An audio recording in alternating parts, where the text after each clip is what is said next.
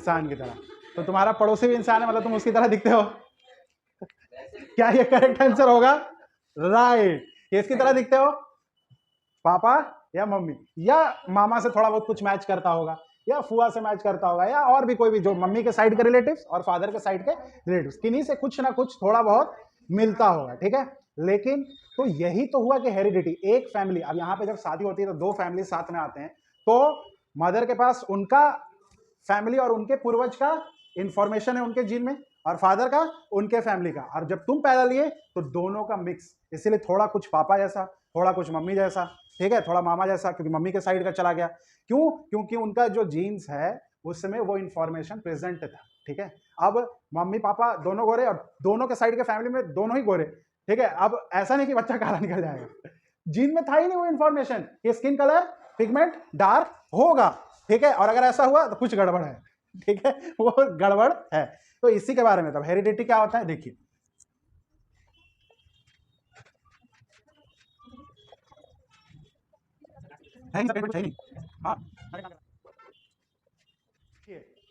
Transfer of characters या traits, characters को ही आगे जाके टेक्निकल टर्म में ट्रेट्स का वर्ड इस्तेमाल होगा, बेसिकली ये सिनोनिम है, घबराना नहीं, इसीलिए हम लिखा दिए कैरेक्टर्स या ट्रेट्स। अब ये कैरेक्टर्स और ट्रेट्स क्या होता है कि आंख किस कलर का है, नोज कैसा होगा, शार्प होगा, राउंड होगा, गोल होगा, स्किन टोन क्या होगा, हेयर क्या होगा, स्ट्रेट होगा, कर्ली होगा, ठीक है, ठीक है, टॉल होगा, हाइट कम होगा, मोटा होगा, पतला होगा या एवरेज होगा, ये कैरेक्टर्स हैं। क्या है? कैरेक्टर्स, कोई भी ह्यूमन बींग्स के कैरेक्टर्स हैं। तो कैरेक्टर्स और ट्रेट्स एक ही बात है, सिनोनिम। तो ट्रांसफर ऑफ कैरेक्टर्स और traits from parents to their young ones, यानी कि माता पिता से अपने उनके बच्चों को, ठीक है, जो भी कैरेक्टर्स मिल रहे हैं, ठीक है, उसी को कहते हैं हेरिडिटी। क्लियर है? क्लियर है? चलिए, अब ये जो पूरा ट्रांसफर हो रहा है मम्मी पापा से बेबी में, इस पूरे प्रोसेस को ही कहा जाता है जेनेटिक्स। यानी कि आप ये समझिए, जो मम्मी पापा से बच्चे में जो कैरेक्टर्स गया, इसको नाम दिया गया हेरिडिटी, और ये जो पूरा काम हुआ इसको बोलते हैं जेनेटिक्स। क्लियर है? दोनों में फर्क समझ में आया? हेरिडिटी और जेनेटिक्स में क्या फर्क आता है? क्लियर है? बेसिकली पूरे हेरिडिटी कहां से कैसे ट्रांसफर हो रहा है उसको अगर पढ़ेंगे तो वो जेनेटिक्स हुआ। और हेरिडिटी क्या होता है? एक सिंपल सा चीज, मम्मी से या पापा मम्मी से बच्चे में गया, ये हेरिडिटी हुआ। और इस पूरे के पढ़ाई को, स्टडी ऑफ हेरिडिटी, उसी को हम क्या बोलते हैं? जेनेटिक्स। क्लियर है? अब इस जेनेटिक्स में हम कुछ चीज काट देंगे या ऐड कर देंगे, मतलब हम इंजीनियरिंग कर रहे हैं उस पर, इसी को बोला जाता है जेनेटिक इंजीनियरिंग। ठीक है, इस जेनेटिक को हम और कैसे इंप्रूव कर सकते हैं? तो इंप्रूव करने के लिए अब बेबी तो तैयार हो गया होगा दोनों का जेनेटिक्स मिला करके, तो उस जेनेटिक्स में फर्दर कुछ ऐड कर देंगे, या कुछ खराबी होगा बेबी में तो उस जेनेटिक्स से कुछ चीज, कुछ सेगमेंट काट लेंगे तो बेबी ठीक हो जाएगा। राइट? तो इसी को बोलेंगे जेनेटिक इंजीनियरिंग। क्लियर है? यहाँ पे डाउट यहाँ पे खत्म होता है। चलिए, अब हेरिडिटी जो होता है, हाँ जी जी, वरना एक बार बेबी बन गया तो उसका वो फर्दर जनरेशन में हो सकता है। क्लियर है? चलिए देखिए, हेरिडिटी, अब आप जैसे देखे होंगे, जैसे मैंने आपको बोला कि भाई मैं यहां से यहां दौड़ के गया तो मेरी स्पीड क्या होगी, मान लो 20, तो यूनिट क्या लिखूंगा मैं? किलोमीटर बस पर आवर, यानी कि वो स्पीड बताएगा। और मैंने सिर्फ अगर 20 किलोमीटर रख दिया तो वो क्या बता रहा है? मैंने क्या ट्रेवल किया? डिस्टेंस। राइट? मैंने बोल दिया मैंने 4 घंटे लगाए तो क्या बता रहा है? टाइम। तो हर चीज का यूनिट होता है, वैसे ही हेरिडिटी का यूनिट होता है। हेरिडिटी को भी नापा जाता है किससे? तो यूनिट जो होगा हेरिडिटी का वो क्या हो जाएगा? याद रखिएगा, जीन। क्लियर है? और ये जीन किससे बनता है? ब्रैकेट में लिख दे रहा हूं मैं, मेड अप ऑफ, नाम सुने होगे, फैमिलियर हो, डीएनए। यानी कि अगर 1 नंबर का एमसीक्यू में ये सवाल आ गया, what is the unit of gene, sorry heredity, तो क्या टिक करना है? जीन। अब ये भी पूछ दिया फर्दर एमसीक्यू में कि gene is made up of what, और 4 ऑप्शन दे दिया, तो डीएनए। समझ रहे हैं? आपको यहाँ पे एक तरह से हम 2 एमसीक्यू दे दिए। क्लियर है? तो ये सब चीज इंपॉर्टेंट होता है, इसलिए मैं अलग कलर से लिखा है। पूरा एक जगह से दूसरे जगह ट्रांसफर हो रहा है, होल प्रोसेस पूछ देगा क्या कहते हैं, तो वहां पे हेरिडिटी भी होगा, जेनेटिक्स भी होगा, आपको सही हिसाब से मारना है। क्लियर है? क्या मेजर कैसे होता है? उसका जीन्स देख करके, इसको मेजर करने वाली ये नहीं है कि हम कितना रफ्तार से जा रहे हैं, कितना ये कैरेक्टर पता चलता है नापने का। हाँ, माइक्रोस्कोप से, बायोलॉजिकल लैब में।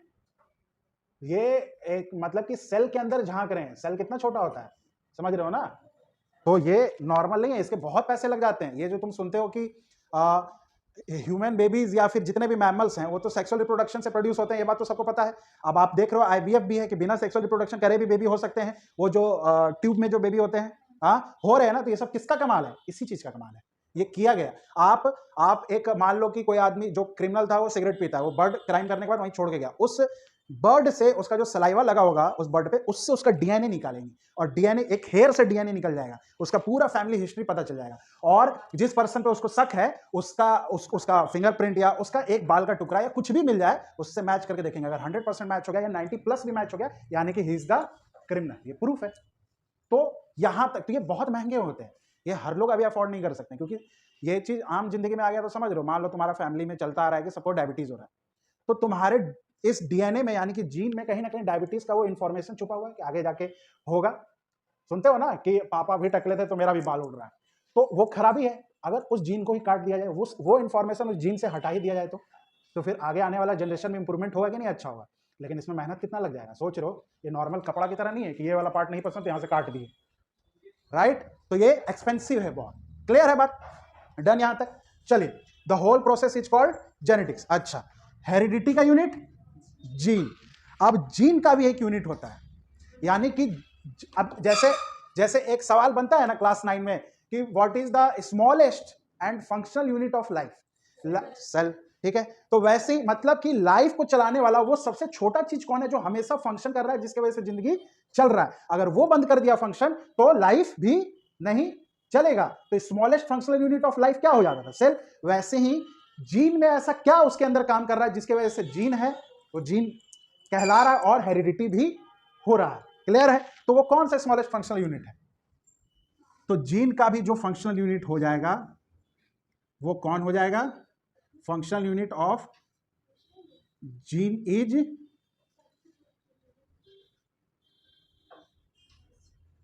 सिस्ट्रॉन। ऐसा सुनिएगा, अगर ये प्रेजेंट नहीं है तो ये रह सकता है लेकिन मरा हुआ पाया जाएगा, ट्रांसमिट नहीं होगा, तो हेरिडिटी भी नहीं होगा। तो काम करने वाला वो, और यानी कि ये एग्जिस्ट कर रहा है तो ये एग्जिस्ट कर रहा है, और ये एग्जिस्ट कर रहा है तो, समझ रहे हैं? समझ रहे हैं? क्लियर है? क्लियर है यहां पे बात? चलिए, फादर ऑफ जेनेटिक्स किसको बोला जाता है? फादर ऑफ जेनेटिक्स किसको बोला जाता है? ग्रेगर रोनाल्डो है, Messi, Gregor John Mendel. Mendel का स्पेलिंग एक बार चेक कर लेना। क्या एक ही है? नहीं, तीनों है। ग्रेगर साहब अलग हैं, जॉन अलग है, मेंडल अलग है। क्लियर है? Gregor John Mendel. अब एक चीज ध्यान, इससे सवाल पूछता है, ठीक है, कि पहले देखो, फादर ऑफ जेनेटिक्स, जेनेटिक्स को सबसे ज्यादा काम, रिसर्च, स्टडी किसने किया, इसका कॉन्सेप्ट किसने डेवलप किया, इसीलिए उसको फादर बोला जाता है। लेकिन नाम कोई और रखता है। क्लियर है? जैसे कि ऐसा समझो कि बेबी हुआ तो बेबी तो मम्मी पापा ने किया, नाम दादाजी ने रख दिया। बात समझ में आई? नाम था जेनेटिक्स, ठीक है, जेनेटिक्स को जेनेटिक्स ही बोलना है। ये जो जेनेटिक्स का नाम था वो दूसरे साइंटिस्ट ने रखा था, बेसिकली इनके असिस्टेंट थे, उनका नाम था W. वैटसन। क्लियर है? Father of genetics Gregor John Mendel है, और जेनेटिक्स का नाम किसने रखा था? क्लियर है? क्लियर है? नाम किसने रखा था? सर मेंडल ही रखा था। जोहानेस। किसने रखा था? किसने रखा था? जोहानेस। क्लियर है? तो नाम में कंफ्यूज मत कीजिएगा। जीन नाम किसने दिया था? जोहानेस। जेनेटिक्स नाम किसने दिया था? वैटसन। और फादर ऑफ जेनेटिक्स किसको बोला जाता है? मेंडल। क्लियर है? क्लियर है? फर्क समझ में आया? हेरिडिटी का यूनिट जीन और जीन का फंक्शनल यूनिट सिस्ट्रॉन। ठीक है, पिछला बार सैंपल पेपर में आया है सिस्ट्रॉन, बोर्ड्स में अभी तक नहीं आया है लेकिन आ जाएगा। क्लियर है? याद रखा कीजिएगा। चलिए, अब देखिए ये हेरिडिटी क्या है, आपको हम बेसिकली एक लास्ट बार ग्राफ से समझा दे रहे हैं। ये होंगे पापा, ये होंगे मम्मी। क्लियर है? इनका कुछ कैरेक्टर और इनका कुछ कैरेक्टर बेबी के पास गया, ये होगा बेबी। क्लियर है? अब पापा का आईज बता रहे हैं ब्राउन था, मम्मी का हेयर कर्ली था। क्लियर है? ये बेबी था, इसका हेयर कर्ली हो जाएगा और आईज ब्राउन हो जाएगा। ये हुआ हेरिडिटी, यानी कि दोनों का अपना अपना डीएनए था, इसके पास डीएनए में क्या इंफॉर्मेशन अवेलेबल था कि भाई आंख का कलर ब्राउन होगा, इस बच्चे के पास भी पहुंच गया। मम्मी का ये था, अच्छा आप बोलोगे अच्छा तो मम्मी का आंख नहीं था क्या? हाँ वही हम बता रहे हैं, मान लो मम्मी का आंख ब्लू था, ठीक है, फिर भी ब्राउन ही रहेगा। क्यों? क्योंकि जब एक जंग हो रही है तो दो तलवार में से, मतलब जंग हो रही है तो दो तलवार में कौन जीतेगा? एक जीतेगा, यानी कि लास्ट तक कौन कितना तलवार खड़ा रहेगा मैदान में। इसी तरीके से ये जो कैरेक्टर है, एक स्ट्रॉन्ग कैरेक्टर होगा, एक वीक कैरेक्टर होगा। जो स्ट्रॉन्ग होगा वो उभर के आएगा और जो वीक होगा वो दब जाएगा। इसका ये मतलब नहीं है कि इस बच्चे के डीएनए में ब्लू कलर का इंफॉर्मेशन नहीं होगा, बट आ नहीं पाया। क्यों? क्योंकि उसको दबा दिया। तो जो आया इस बच्चे में, जो कलर ज्यादा उभर के आया, उसको बोलते हैं डोमिनेंट कैरेक्टर। क्या बोलते हैं? डोमिनेंट। और जो नहीं आ पाया उसको बोलेंगे रिसेसिव कैरेक्टर, यानी कि वो कमजोर था। ठीक है, अब कैसे पता करोगे? ज्यादा तुमको पूरे वर्ल्ड के पॉपुलेशन में क्या देखने को मिल रहा है? ब्लैक या ब्राउन आइज या ब्लू या ग्रीन? ब्लैक दिख रहा है, यानी कि सबसे डोमिनेंट कौन है?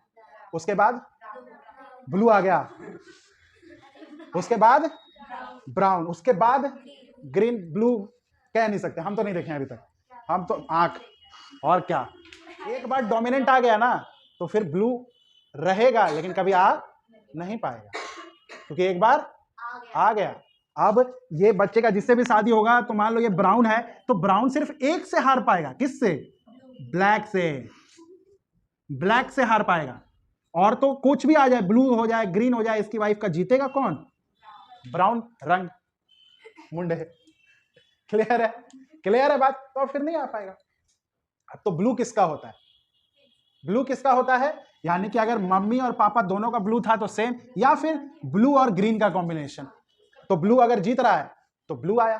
क्लियर है? लेकिन अगर उसका अब उसका पार्टनर अगर कुछ ऐसा हो जिसके पास सबसे ज्यादा डोमिनेंट है, जो पूरे वर्ल्ड में सबसे ज्यादा वही कलर डोमिनेट कर रहा है, तो फिर वो खत्म हो गया। मतलब इंफॉर्मेशन रहेगा कि ब्लू है, हेरिडिटी, बट शो नहीं कर पाएगा। क्लियर है? ये सब आप लोगों को पता चलेगा। ये हेरिडिटी क्लियर हो गया? बात समझ में आया? हेरिडिटी किसको बोले ना, कैसे कैरेक्टर्स आ गया? क्लियर। चलिए, जेनेटिक्स में दो टर्म आता है जो इंपॉर्टेंट है, फर्क समझिएगा। वेरिएशन किसको बोलते हैं और म्यूटेशन किसको बोलते हैं। जैसे कोई वो एवेंजर्स और वो एक्समैन वाला सब वो देखता है कोई शो या वेब सीरीज देखता है, या अवतार देखा है कोई, तो अवतार में अलग है, उसको क्या बोलता है वो लोग? उस तरह के लोग, अलग तरीके के लोग, उसको क्या बोलता है?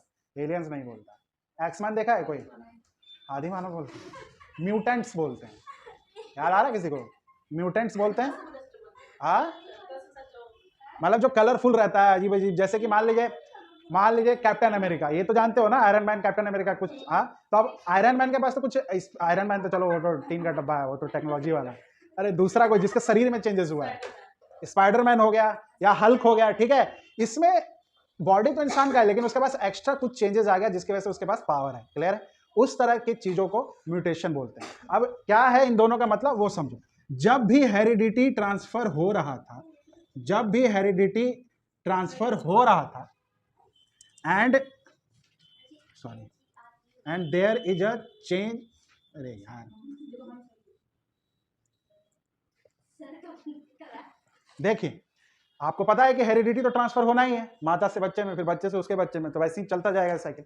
तो जब भी हेरिडिटी ट्रांसफर हो रहा था पेरेंट्स से यंग वंस की तरफ, और होने के बाद ये पता चला कि बच्चे में कुछ चेंज आया है जो ना ये मम्मी में था ना ही पापा में था, तो इस तरह के कंडीशन को बोला जाता है वेरिएशन। वेरिएशन मतलब वेरी किया, वेरी मतलब क्या, थोड़ा वेरिएशन कर करके खाओ यार, क्या दाल चावल खा रहे हो, तो मम्मी पापा दाल चावल थे तो बेटा चिकन करी निकल गया, तो वेरिएशन समझ रहे हो ना? वेरिएशन समझ रहे हो ना? क्लियर है? एकदम आम हिंदी भाषा में समझाया है, समझ में आया कि हेरिडिटी तो ट्रांसफर हो ही गया and there is a change in gene. एक मिनट यार, और कैसा चेंज? ज्यादा नहीं, लिटिल बिट बोल लो या फिर स्लाइट चेंजेस तुम बोल सकते हो। क्लियर है? ठीक है, ऐसा नहीं कि माने कि दो इंसान का बच्चा था, ये गधा घोड़ा वाला लेकिन निकल गया, ऐसा नहीं, स्लाइट चेंजेस हो गया। क्लियर है? तो उस प्रोसेस को क्या बोलेंगे? वेरिएशन। अब म्यूटेशन समझो, हेरिडिटी तो इसमें भी ट्रांसफर होगा and there is sudden change in gene, और इसमें जो चेंजेस होगा वो काफी लार्ज होगा। मतलब कि तुम देख के बता दोगे कि यार ये तो पूरे फैमिली में नहीं था किसी को, ठीक है। तुम बिलीव ही नहीं कर पाओगे इस तरह का चेंजेस होगा। क्लियर है, क्लियर है बात। तो उस तरह के प्रोसेस को बोलते हैं म्यूटेशन। उसमें कुछ एक्स्ट्रा पावर आ जाएगा, हियरिंग पावर आ जाएगा, इंट्यूशन पावर आ जाएगा, आई साइट बहुत तगड़ा हो जाएगा, या खराब भी हो सकता है, उल्टा भी, पॉजिटिव है तो निगेटिव भी। मतलब कि ऐसा ऐसा कुछ हो रहा था, मतलब कि ऐसा समझो कि मदर का फैमिली और फादर का फैमिली, दोनों का फैमिली का हिस्ट्री में कभी भी किसी को भी ये नहीं पाया गया कि कोई कलर ब्लाइंड हुआ है। क्लियर है, सब अच्छे से कलर देख सकता है, लेकिन जब बेबी पैदा लिया, दोनों के फैमिली हिस्ट्री में कभी कलर ब्लाइंड नहीं था, लेकिन बेबी को कलर ब्लाइंड हो गया। तो ये कहलाएगा म्यूटेशन। ये खतरनाक और बहुत हाई लेवल वाला चेंजेस कर दिया। क्लियर है, क्लियर है फर्क, हाँ क्लियर है। तो अब ये क्यों हुआ, जब दोनों का फैमिली में नहीं था, तो ये क्यों होता है ऐसा? हेरिडिटी में क्यों नहीं आएगा? लेकिन ये जो भी नया जीन बना वो तो दोनों माता और पिता से लेके बना, माता पिता से ही लेके बना ना, हाँ। तो ये तो हेरिडिटी में ही आएगा। क्या तुम लोग यहाँ, ये रिकॉर्ड हो रहा है। चलो पॉइंट समझ में आया, दोनों हेरिडिटी में ही आएगा, लेकिन बदलाव आ जा रहा है, समझ में आ रहा है। अब ये क्यों हो रहा है? ये जब आपको हम नंबर ऑफ मतलब कि सेल या हैप्लॉइड और डिप्लॉइड वाला कॉन्सेप्ट बताएंगे, तब आपको ये चीज क्लियर होगा। अभी इतना ये मत सोचो, क्योंकि अभी क्लियर ही नहीं होगा, तुमको यही नहीं पता है। क्लियर है? अब देखो क्या होता है, हम तुमको बता रहे हैं, बेसिकली समझाने की कोशिश कर रहे हैं। मदर के पास कुछ जीन्स है और फादर के पास भी कुछ जीन्स है, ठीक है। तो जब सेक्सुअल रिप्रोडक्शन होता है तो इसका आधा, फादर के पास आधा पेयर रहता है और मदर के पास आधा पेयर होता है। और आपने पढ़ा है 9th क्लास में कि टोटल नंबर ऑफ क्रोमोसोम्स इन कितना, 46। तो एक बेबी बनेगा तो 46 होगा, 46 होना चाहिए। तो ये 23 और 23 मिलकर ही 46 बन रहा है, देख लो, कॉमन सेंस है, ठीक है। लेकिन क्या हुआ, ये होना तो ठीक था, लेकिन कुछ ऐसा हो गया ना, ये कॉम्बिनेशन होने में कुछ ऐसा हो गया ना कि एक घट गया या एक बढ़ गया। यानी कि अगर 46 की जगह कुछ ज्यादा हो जाए या कम हो जाए तो जेनेटिक डिसऑर्डर, इससे बीमारियां पैदा लेती हैं, और इसी को बोलते हैं जेनेटिक डिसऑर्डर। कलर ब्लाइंड हो सकता है, उसको मिर्गी का दौरा आ सकता है, उसका हाइट कम हो सकता है, या वो पागल मेंटली पैदा होते ही, मतलब एकदम बाय बर्थ ही पागल हो सकता है, या मेल हो या फीमेल हो, दोनों इनफर्टाइल हो सकता है, कभी मदर या फादर नहीं बन सकता आगे जाके। ये इन चेंजेस की वजह से होता है। समझ में आया? अब ये क्यों हो रहा है? मान लो बिना कुछ चेकअप कराए, मेडिकल चेकअप कराए, दोनों की शादी हुई, और दोनों में ब्लड का जो अलग अलग चीज कंस्टिट्यूएंट होते हैं वो एक दूसरे से कंबाइन करने के लिए, ठीक केमिकल रिएक्शन करने के लिए नहीं बना था, तो कैसा केमिकल रिएक्शन होगा? ब्लंडर होगा, हाँ, कांड हो जाएगा। तो वही कांड के कारण घट बढ़ जाता है, और जरा सा डिस्टर्बेंस आया तो जो फैमिली हिस्ट्री में नहीं था वो हो जाएगा। समझ में आई बात अब कैसे हो रहा है म्यूटेशन में? क्लियर है, क्लियर है बात, समझ में आई? और इसी तरह के चेंजेस, सडन चेंजेस, अचानक, आज तक फैमिली में नहीं था, इसीलिए वहां वर्ड सडन लगाए और यहाँ सडन नहीं लगाए। वेरिएशन तो हर फैमिली में देखा जाएगा, वेरिएशन हम सब में देखा जा रहा है भाई। क्लियर है? सब में देखा। तुम अपना जितना भी पुरखे होंगे तुम्हारे, उठा के देख लो, हम इंप्रूव ही करते जा रहे होंगे, तो वेरिएशन ही है ना, बदलाव ही है ना। क्लियर है? या हो सकता है तुम्हारे पुरखे बहुत ही लंबे चौड़े हुए करते थे और तुम इतने से रह गए आज, तो वेरिएशन हो गया। तो वेरिएशन तो सही चीज है, लेकिन म्यूटेशन अगर किसी का अच्छा हो गया तब तो बेनिफिट, और अगर खराब हुआ तो जेनेटिक डिसऑर्डर। और वो उसके फैमिली में अगर कुछ नहीं भी होगा तो वो बच्चा लेके जन्मेगा, और फिर अब उसके फैमिली में ये इंफॉर्मेशन हमेशा के लिए दर्ज हो जाएगा। अब आगे उस फैमिली में ये रन करने लगेगा। ये तो याद होगा कि सेल के अंदर न्यूक्लियस होता है, याद है? ठीक, यही न्यूक्लियस पे फोकस करना है, क्योंकि इसी के अंदर डीएनए और आरएनए पाया जाता है। क्लियर है? अब एक बात बताऊंगा कि न्यूक्लियस के अंदर कोई लिक्विड पाया जाता था, क्लास 9 में पढ़े थे। कौन सा लिक्विड था, क्या नाम था? वाह, साइटोप्लाज्म था। तो बाहर क्या था? सौरोप्लाज्म।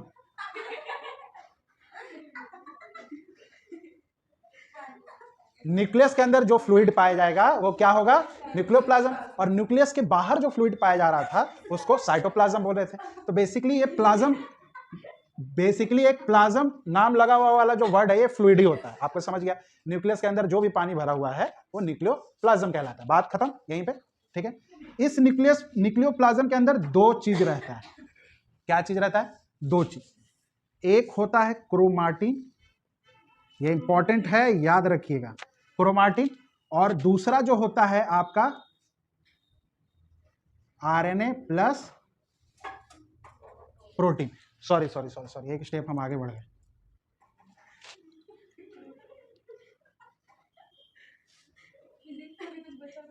ध्यान से देखिए, यहां हंसिए मत, ये इंपॉर्टेंट चीज है, बहुत कंफ्यूज कर जाएगा यहाँ पे। न्यूक्लियस के हम एक पार्ट और अंदर गए, हमको पानी मिला, न्यूक्लियोप्लाज्म। न्यूक्लियोप्लाज्म पे प्रकाश डाले यानी कि लाइट डाले यानी कि माइक्रोस्कोप से देखे अंदर जाके, तो हमको दो पार्ट दिखा, एक को बोला गया क्रोमाटिन, एक को बोला गया न्यूक्लियोलस। क्रोमाटिन के अंदर भी झांक के और पावरफुल माइक्रोस्कोप से देखे तो दो चीज मिला, एक मिला डीएनए और प्लस हिस्टोन प्रोटीन। प्रोटीन तो आप समझते हो क्या है, वही खाने वाला प्रोटीन, वही प्रोटीन है, और ये स्पेशल तरह का प्रोटीन है जो सिर्फ डीएनए के पास होता है, जिसको नाम दिया गया है हिस्टोन प्रोटीन। बेसिकली डीएनए के बारे में बताने जा रहे हैं तो आपको समझ में आ गया हो कि डीएनए किसके अंदर पाया जाता है। या तो डायरेक्ट बोल देगा न्यूक्लियस या बोल देगा क्रोमाटिन, यानी कि क्रोमाटिन कंटेन्स डीएनए। और डीएनए से क्या बनता है, याद कीजिए, हेरिडिटी का unit gene is made up of, gene का फंक्शनल यूनिट सिस्टोन था, gene is made up of, यानी कि डीएनए से क्या बनेगा, अब आ रहा है डाटा, यानी gene is made up of DNA, यानी कि डीएनए ही जीन बनाया, यानी कि जीन किसके अंदर पाया जा रहा है। अब जीन किसका यूनिट होता है,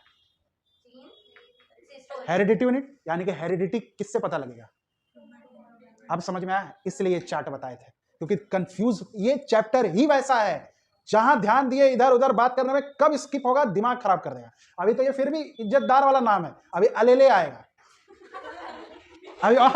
अभी बहुत ऐसा सब वाहियात टर्म आने वाला है, दिमाग खराब कर देगा।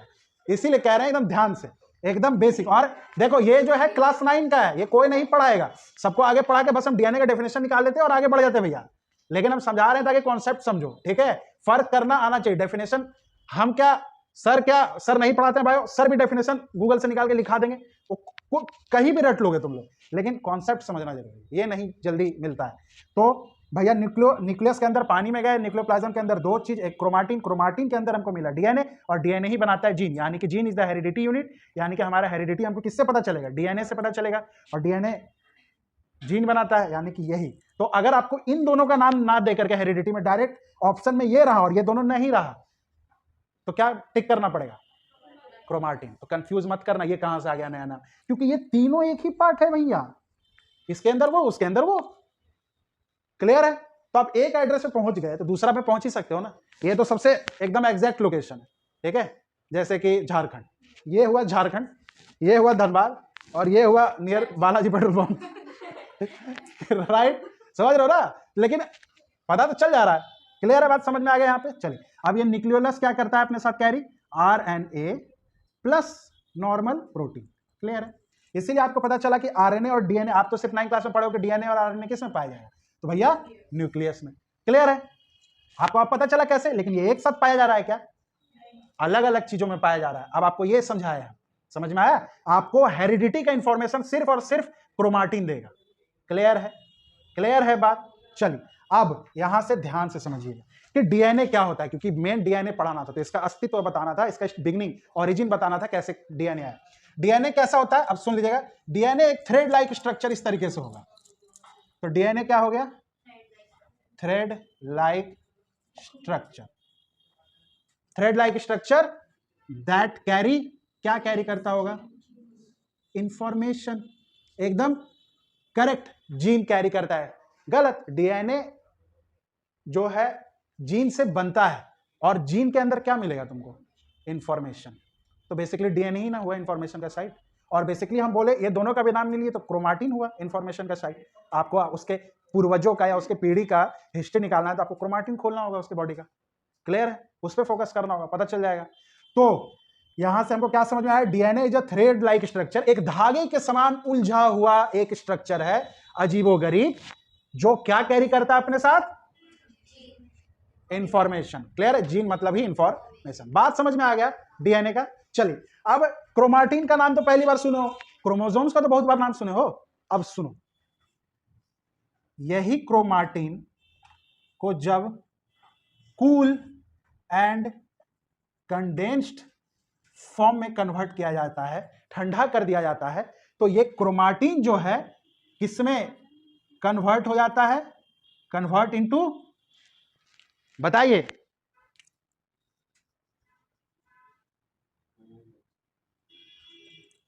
अब पता चला क्रोमोसोम्स और क्रोमाटिन मिलता जुलता नाम क्यों रखा गया।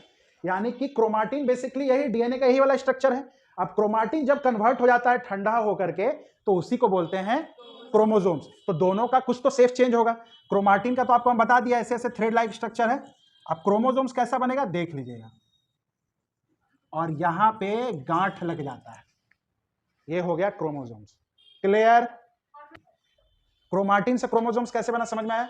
अब ये कब होता है, ये चेंजेस कब होता है, अब ये कोई बताए हमको कि when does chromatin gets converted into chromosomes. अब यहां से भी आपसे एक एमसीक्यू बना के पूछ सकता है कि when does chromatin gets converted into chromosomes? During cell division. पूछ देगा how is chromosomes different from chromatin, या what is chromosome? Condensed form of chromatin और डीएनए, क्योंकि क्रोमाटिन ही डीएनए कैरी कर रहा है, तो दोनों एक ही बात हो गया।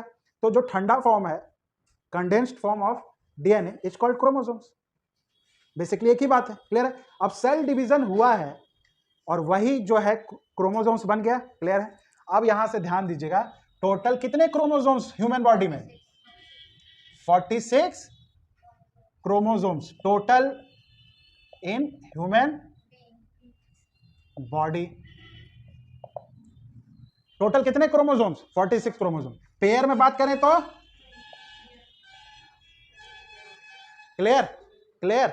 अब ये जो डाटा है 46 क्रोमोसोम, तो ये मेरा पूरा बड़ा बॉडी है इस पूरे बॉडी में मेरे कितने क्रोमोसोम्स? अब बताओ कितने क्रोमोसोम्स हैं? 46। अब ध्यान दीजिएगा, यहीं पे लोग कंफ्यूज करते हैं, आपको बता देते हैं। एक सेल के अंदर 46 क्रोमोसोम्स की बात हो रही है। हमारा बॉडी मिलियन ऑफ सेल से बना है, मिलियन से 46 को मल्टीप्लाई करना होगा। अगर एक सेल का वैल्यू 46 है तो हमको 3 लाख का निकालना है, तो 3 लाख इसमें मल्टीप्लाई किए, तो इसमें भी क्या मल्टीप्लाई करना होगा? कितना क्रोमोसोम्स हो जाएगा बॉडी में? एक अप्रोक्सीमेट बता रहे हैं। बात समझ में आई? तो कंफ्यूज नहीं। ये जो नंबर ऑफ क्रोमोसोम्स आपको हम लिखाए हैं ह्यूमन बॉडी में, ये इन अ सेल, एक सेल में होता है, और जितने सेल होंगे उतना क्रोमोसोम्स होगा। क्लियर है? क्लियर है? अब इन 2300 पेयर को तो हम क्रोमोसोम्स ही बोलेंगे, 46 क्रोमोसोम्स है। अब ध्यान दीजिएगा, इस 23 में से 22 पेयर बनेगा और एक पेयर अलग। ये जो 22 पेयर बनेगा इसको हम लोग ऑटोसोम्स बोलते हैं, और इसको हम लोग जो है सेक्स क्रोमोसोम्स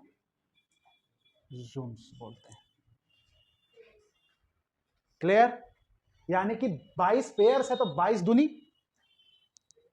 44 क्रोमोसोम्स बनेगा, और 2 क्रोमोसोम्स यानी कि एक पेयर बच गया ना सिर्फ, वो सेक्स क्रोमोसोम्स होता है। वो हमारा सेक्स क्या होगा, मेल या फीमेल, वो डिसाइड करता है। यानी कि जब मेल और फीमेल सेक्सुअल इंटरकोर्स करेगा बेबी प्रोड्यूस करने के लिए, तो वहां पे कौन सा क्रोमोसोम्स जा रहा है बेबी के पास? सेक्स क्रोमोसोम्स जा रहा है। एक पेयर इसका जाएगा, एक पेयर उसका जाएगा। क्लियर है? क्लियर है? और वो 23 मिलकर के क्या बनाएगा? 46। समझ में आई बात? समझ में आई बात?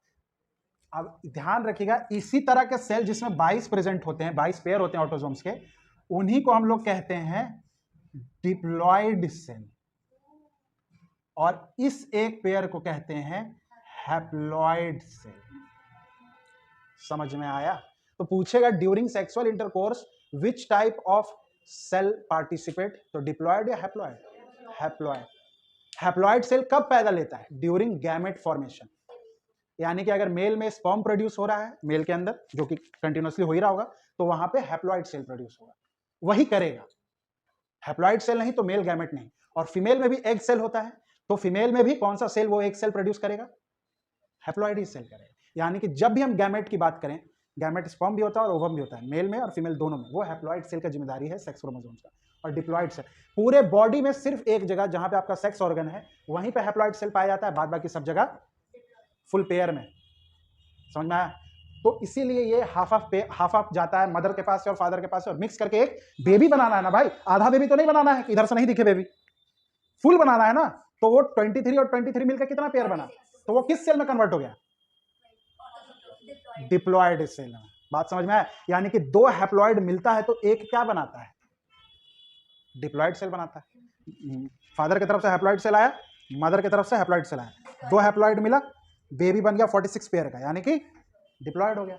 अब कैलकुलेशन समझ में आ रहा है? इसीलिए हम कह रहे थे वेट करो, ये नहीं समझ में आएगा, ये बड़ा देखो देखो हैप्लॉइड सेल और डिप्लॉइड सेल। डिप्लॉइड सेल क्या करता है कि एक ही जीन का 2 कॉपी रखता है अपने पास। तो ये पहला जीन का इंफॉर्मेशन था तो उसका एक कॉपी, ये भी 2 2 3 3, मतलब ये 3 नंबर का जीन का ये अलग इंफॉर्मेशन कैरी हुआ है, तो ये पेयर में लेके चलता है, ठीक है। और ये कितना नंबर वहां तक रहेगा? 44। देख रहे हो 1 चल रहा है, 2 चल रहा है, 3 चल रहा है और 44, तो ये पेयर में, इसी को बोलते हैं डिप्लॉइड। डाई मतलब क्लियर है, बात समझ में आ गई। और हैप्लॉइड क्या होता है? सारा क्रोमोसोम्स का एक ही इंफॉर्मेशन कैरी करता है, क्योंकि यही तो बेबी के पास जाना है, और वो डबल लेके जेरोक्स एक्स्ट्रा लेके कैची फाइल क्यों, क्या करेगा? झूठ मूठ का उसका दिमाग वाला फोन जो है वो हैंग मारेगा। डबल एक ही सॉफ्टवेयर 2 बार अपलोड कर रहे हैं तो बेबी हैंग मारेगा ना। बेबी का रैम भी तो उतना ही कैपेसिटी का होना चाहिए। पॉइंट समझ में आया? अब आपको हम कंप्यूटर के टर्म में इसको समझाएं। क्लियर है? चलिए देखिए, यानी कि आपको यह समझ में आया कि हैप्लॉइड सेल में भी सारा इंफॉर्मेशन ही प्रेजेंट है, मगर एक एक कॉपी, और वही कॉपी जाएगा। और ये कितना नंबर ऑफ क्रोमोसोम्स? 23। इधर से 23 गया, और ये सबका ही रखा है ना। देखो ये लाल वाला इसका एक कॉपी रखा है, ग्रीन वाला का एक कॉपी रखा है, ब्लैक वाला का एक कॉपी रखा है, और ये सारा तो जाएगा 23 जितना भी लाइन्स होगा और अलग अलग कलर का सब बेबी में जाएगा। फिर मदर से अलग डाटा आएगा इसी तरह का 23 का, और 23 और 23 46, और एक डिप्लॉयड सेल बन जाएगा। बात समझ में आई? इसीलिए फर्क आपको हम समझा रहे थे। अब इससे क्वेश्चन बनता है, ध्यान से देखिएगा, all cell of the body is पहला एक्सेप्ट डैश।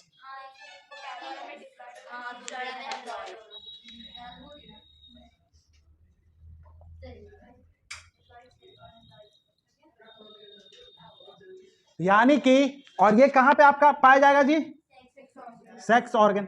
यानी कि सेक्स ऑर्गन के पास छोड़ के बॉडी में आपका कहीं भी सेल बोले, ठीक है, ये छोटकू सा उंगली का और छोटा सा टिश्यू के पास भी जाके हम बोले कि उसका भी सेल क्या चीज है, डिप्लॉयड है कि हैप्लॉयड है, तो आप क्या बोलोगे? डिप्लॉयड है। क्लियर है? क्लियर है बात? यहां से आपका खत्म होता है, डिप्लॉयड हैप्लॉयड खत्म हो गया, डीएनए खत्म हो गया, क्रोमाटिन खत्म हो गया, क्रोमोसोम्स खत्म हो गया। अब बात आई जीन की, क्योंकि डीएनए के अंदर ही तो जीन क्या, हम क्रोमाटिन यानी कि डीएनए आपको किस स्ट्रक्चर का बना के दिखाए थे? थ्रेड लाइक स्ट्रक्चर, कुछ इस तरीके से। हाँ, यही, इसी को तुम क्रोमाटिन बोल लो या फिर डीएनए बोल लो, और इसी से ही जीन बनता है। क्लियर? अब मान लो ये तो थ्रेड लाइक स्ट्रक्चर है, थ्रेड का मतलब धागा। ये धागा अभी तुमको उलझा हुआ दिख रहा है, और इस धागा को हम सुलझा भी तो सकते हैं। क्लियर? मान लो हम सुलझा के इसको हम ऐसे स्ट्रेट लाइन बना दें। मान लो कि ये धागा जो है इस तरीके से हो गया, तो यही मेरा हो गया डीएनए या क्रोमाटिन। इस धागे को हम खोल दिए, राइट? क्लियर? यहां तक है। क्लियर? कोई कंफ्यूजन अभी तक? चलो, अब ये पूरा लाइन क्या कहलाएगा? डीएनए। हम पूछे ये पॉइंट, ये भी डीएनए, ये पॉइंट, ये भी डीएनए, ये पॉइंट, ये भी डीएनए, ये पॉइंट, ये भी डीएनए। जितना बाउंड्री है और वो पूरा ही थ्रेड जो खुला है वो क्या कहलाएगा? डीएनए। अब जीन क्या होता है वो समझो।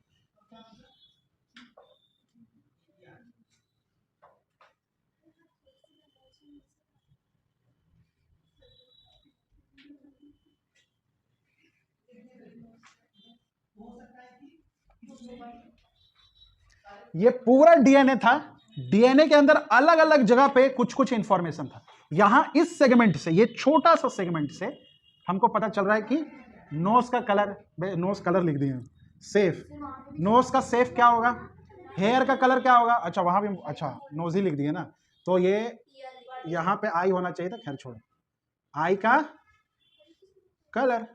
क्लियर है? तो हर एक डीएनए के, ये तो पूरा डीएनए बिछा हुआ है, लेकिन पूरे डीएनए में हर जगह इंफॉर्मेशन आपको नहीं मिलेगा।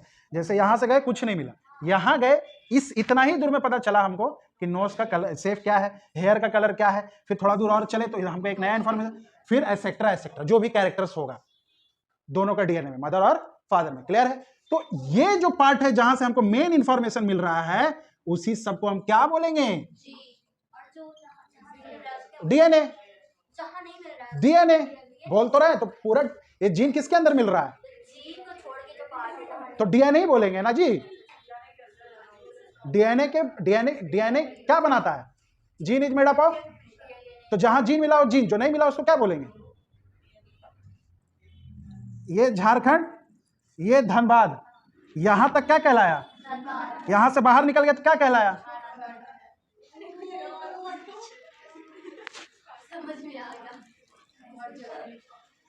समझ में आया? क्लियर? अब जीन का डेफिनेशन कैसे निकलेगा?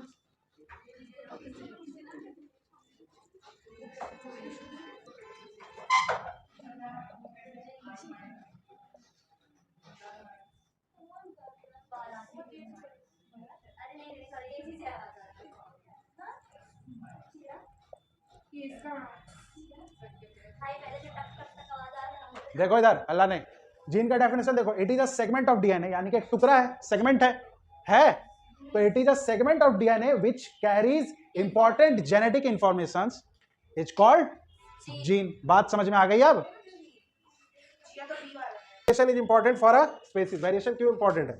देखिए, it brings adoption in individual.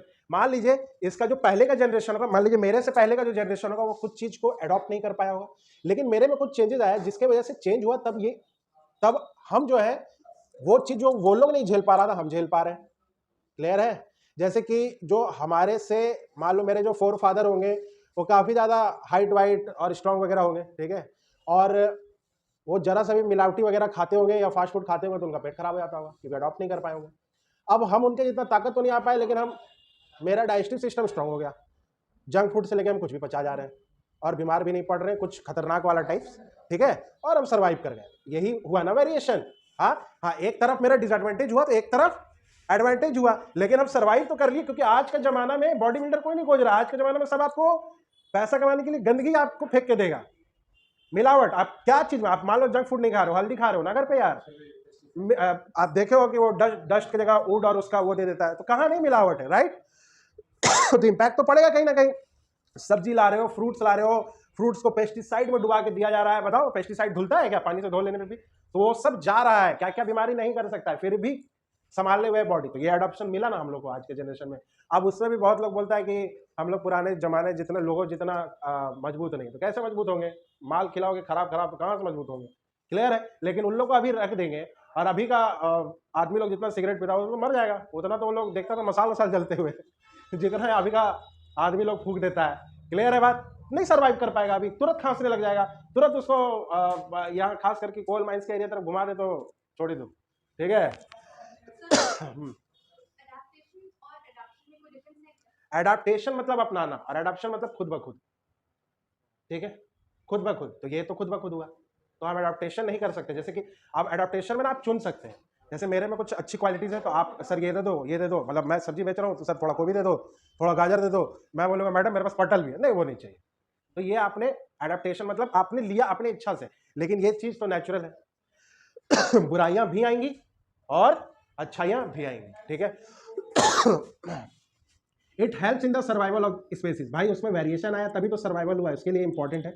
और सबसे इंपॉर्टेंट पॉइंट, हमें उस पार्टिकुलर स्पेसीज का हिस्ट्री पता चलता है, यानी कि it is the basis of, आधार है इवोल्यूशन का। जैसे पहले हम बंदर थे, बंदर से फिर आधा बंदर आधा इंसान बने, फिर इंसान का स्टार्टिंग वाला फेज बने, फिर थोड़ा सा और बेहतर इंसान, फिर आज के डेट में एकदम माइंड वाला इंसान, ठीक है? तो वो इंसान बने और आगे भी आपसे आने वाले, अच्छा आपको क्या लगता है आने वाले बच्चे आपसे भगलोल होंगे या ज्यादा तेज होंगे? खुद दिमाग लगा के बताइए।